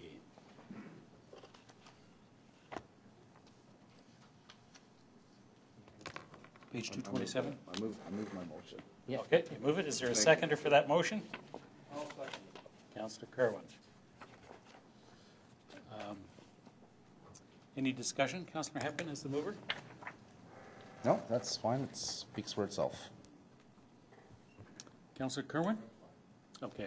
And the intent is that as much as possible that we have the strategic priority workshops. Now, was the intent to capture all workshops or just the strategic priority Yeah, workshops? I think this is all workshops and strategic priorities. Okay. Workshops and strategic priorities. Meetings. Okay. Any thoughts? I'm just thinking there are times when there are information sessions or education sessions, but it's not intended to capture the education sessions. Maybe that's something we could add too. It's okay. Okay. If somebody wants to make that motion. We'll do that now? It's already It's already done. Okay. captured. All right, Councillor Vague. Just quick question. We have our strategic priority meetings and other workshops, sometimes in different locations. I know we have the capability here of doing that. What are the financial? I'm all in favor of it, but what are the financial implications? Are we always going to have our meetings here now, or do we have portable technology? Okay, Mr. Brower. Thank you, Mr. Mayor. I would take this motion to be such that we would schedule the meetings in this room where we have the technology. We don't have immediate plans to expand the technology. We haven't identified that in the other meeting rooms, but presumably that would apply at that point. But Thank you. Any further discussion? All those in favor? Any opposed? That is carried. Thank you. Item number 34, I think, is next. Nope, that's all been done. I think the only item is the closed session matters, and if we want to deal with those appointments now. Okay, so we're coming out to about 5 minutes to 6. I think there are a number of members of council that would like to attend that workshop.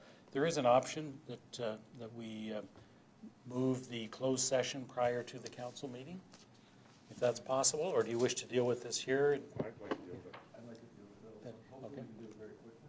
All right, well, I'm for that then. I have the Greenbelt consultation at 6 o'clock on my calendar. At 6 o'clock, from 6 until 7, I think it's it's open open house. 7 o'clock, there's a presentation, so we might, okay. All right. Mr. Mayor, if you were going in camera, just to say if there's any new business or Okay. as well. Before we do that, let me ask a couple of questions. There's some other items. Is there regional reports at council? No, but once you're done, I have a procedural question. I apologize. Okay. There's any notices of motions or motions? That one has been dealt. Okay, and that motion has been dealt with. Under new business, a brief item, Councillor Sponga? Basically, Go ahead.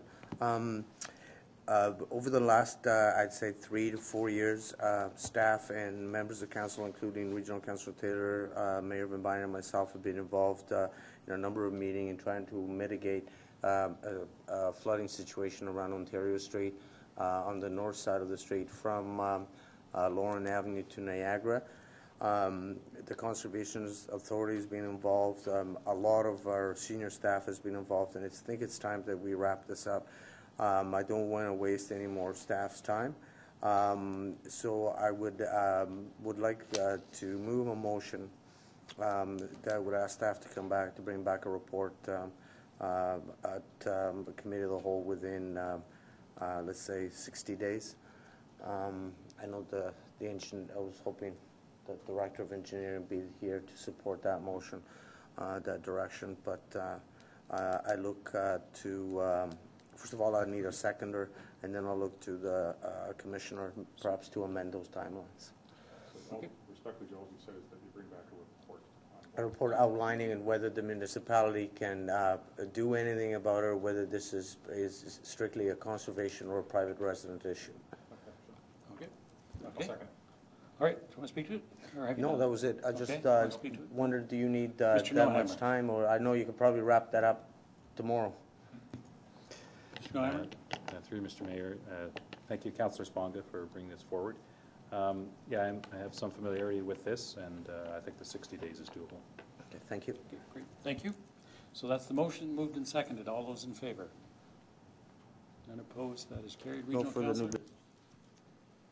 Sorry, thanks. And I apologize for this, but item 35, can staff please tell me if that, by that going through consent, what was the impact of that? Mr. Brower? Yes, Mr. Mayor, this is with respect to the request from the joint council committee to have the head of council, I believe, send a, I'm sorry. No, that's 36. This is the fire master plan. Fire master plan. I'm sorry, what was it? Joint council committee, so it's a recommendation. I think you're referring to 35, John. I am. Yeah, and it was, I think that was adopted by consent, is that right? It was adopted by consent. So what I'm asking is, does that mean that council has endorsed those, or does it mean we received them? Just receive the, let me see what it says on the agenda. Bob wants to comment, I think. Yep. Yeah. Mr. Sheldon? I think, Mr. Mayor, the intent was that council would be approving those at the JCC meeting. What we talked about, these are recommendations from the JCC, and there was a recommendation to move them forward to the two councils for approval. Just a quick check on the minutes. I believe that's the case. We had 3 council members present at that meeting as well. That's Councillor Twining, is that? Subject to report for final approval. Oh, yeah, so the recommendations as worded, yes. Yeah. Yes, but if I can, it also A says joint council committee recommend to both councils approval of the 2014 fire departmental master plan update, period. Does that mean that council has now endorsed it? Because if it does, I need to know that. That, Mr. Mayor, if I may, that's what the intention was. Now, and the chief is gone since that was adopted by consent. But at the meeting when that was put on the floor, the chief did indicate that there were some minor administrative changes that still needed to be made, and that was sort of acknowledged, and so they would be made. But it was for the approval of the updated fire master plan. Okay, it's been a long day, and I won't ask for reconsideration here because we have council. But I'll inform my colleagues that at council I will be pulling this item, and I can't support A at this time. Council had a master fire plan session where we asked for further information. We have not yet received that, and I'm certainly not in a position or prepared to endorse the master fire plan at this point. Thank you.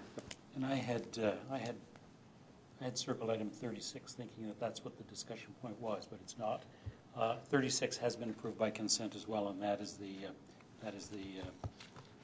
the letter going to Richmond Hill. Okay. So, yeah, we still do have council to adopt that. Okay. All right. And I'm sorry, I missed that. Yeah, I understood that. Okay. Now, there's one other item before we go into... Okay, Councillor Twinney? Sorry, I just wanted to comment on the JCC meeting that we had. At the time, didn't I, through you, Mr. Mayor, to our CEO, I had asked for information to come back with regards to what the expected tax increase was going to be extended out for those years, considering the master fire plan as well as the growth enhancements of what we had in place. So basically, looking at our fire department now, what our expected tax increase was going to be for that with growth, on top of the additional, asking for the additional firefighter and the fire station and the 20 additional firefighters. Because we didn't have that information, so I guess, my thought was that we weren't going to be implementing them until we got that information back, this master fire plan, and maybe I didn't understand it properly either, because I think there's more information that still has to come back. If I may, Mr. Mayor. That is correct. The recommendations, excuse me, that were included in the chief's report were not adopted as submitted. There are two of them that were not adopted. Instead, these recommendations were put forth through discussion at the committee. And there was a request for a similar report to what Aurora made reference to, and that is one that set out, they have established a strategy of, I think, a 1.3% tax increase each year between now and 2020, if I'm not mistaken. And the request by committee was for us to do the same thing.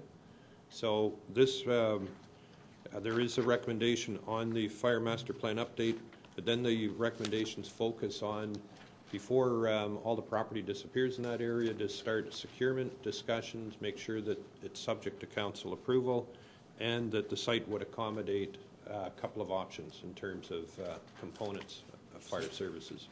So we may be able to deal with each of those recommendations separately at council as well. That second. Okay. Okay. Councillor Sponga? Yes. I was actually the one I meant to call the CAO today. I didn't get a chance. My apologies. I was the one that actually amended the initial recommendations from the fire chief. I think one of the questions that I first had asked, and I'll have to go back. Unfortunately, I don't have my notes in front of me at this point. But one of the questions, first of all, this is a recommendation that came out of not the new master plan, the 2014-2018 fire master plan, but it was actually a recommendation that stemmed from the previous fire master plan. And that at that point it had already been recognized and voted upon the previous JCC. The needs for the additional station had been identified, and correct me if I'm wrong. And again, I don't have the notes in front of me for the potentially a training, include administration and training within that station. I think that there was a lot of discussion, and this is what I meant to call the CEO in regards to today, around the language, specifically on item I, or Roman numeral 1, to proceed with land securement. And I think there was some wordsmithing that was supposed to occur. Maybe we can do that, knowing we're going to deal with that separately at council. Yeah, let's when that report comes forward. So maybe we can clarify that. And I think it actually said that the two municipalities agreed to proceed with either exploring land options or something to that effect. Given that it's 6:05, I'll look forward in meeting with my counterparts. When this comes forward to council, and we can modify the recommendations here. I would like to do one thing, though, before we go into a closed session, and that I've noticed more and more so, Mr. Nohammer, that your staff has been making an extra effort to let us know when there's issues like pipe breaks and things like that. And I find that information very helpful, particularly, and I'm sure that members of council do so as well. This at least we're informed and we're in the community, and I think that's very helpful. So if that's been a specific action on your part, I want to congratulate you for that, and I want to thank you for that, because that's been very helpful. Councillor Kerwin? Yes, I'm Under new business, are we still there? Yep, we are. I would like to thank the ERA for their efforts in removing the soiled newspapers that have been throughout town. They've done a great job, and I don't know how many they picked up, but it's been accomplished, and I thank you. Thank you. Okay, I believe that covers virtually everything on the agenda. With there's no public hearings, and so we do have a closed session.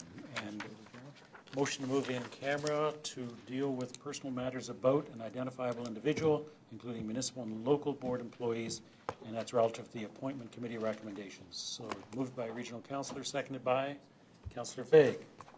All those in favor, and that is carried. You want to take a short break before we go in camera? Short being 5 minutes. I hope we can solve this in about 10 minutes or so.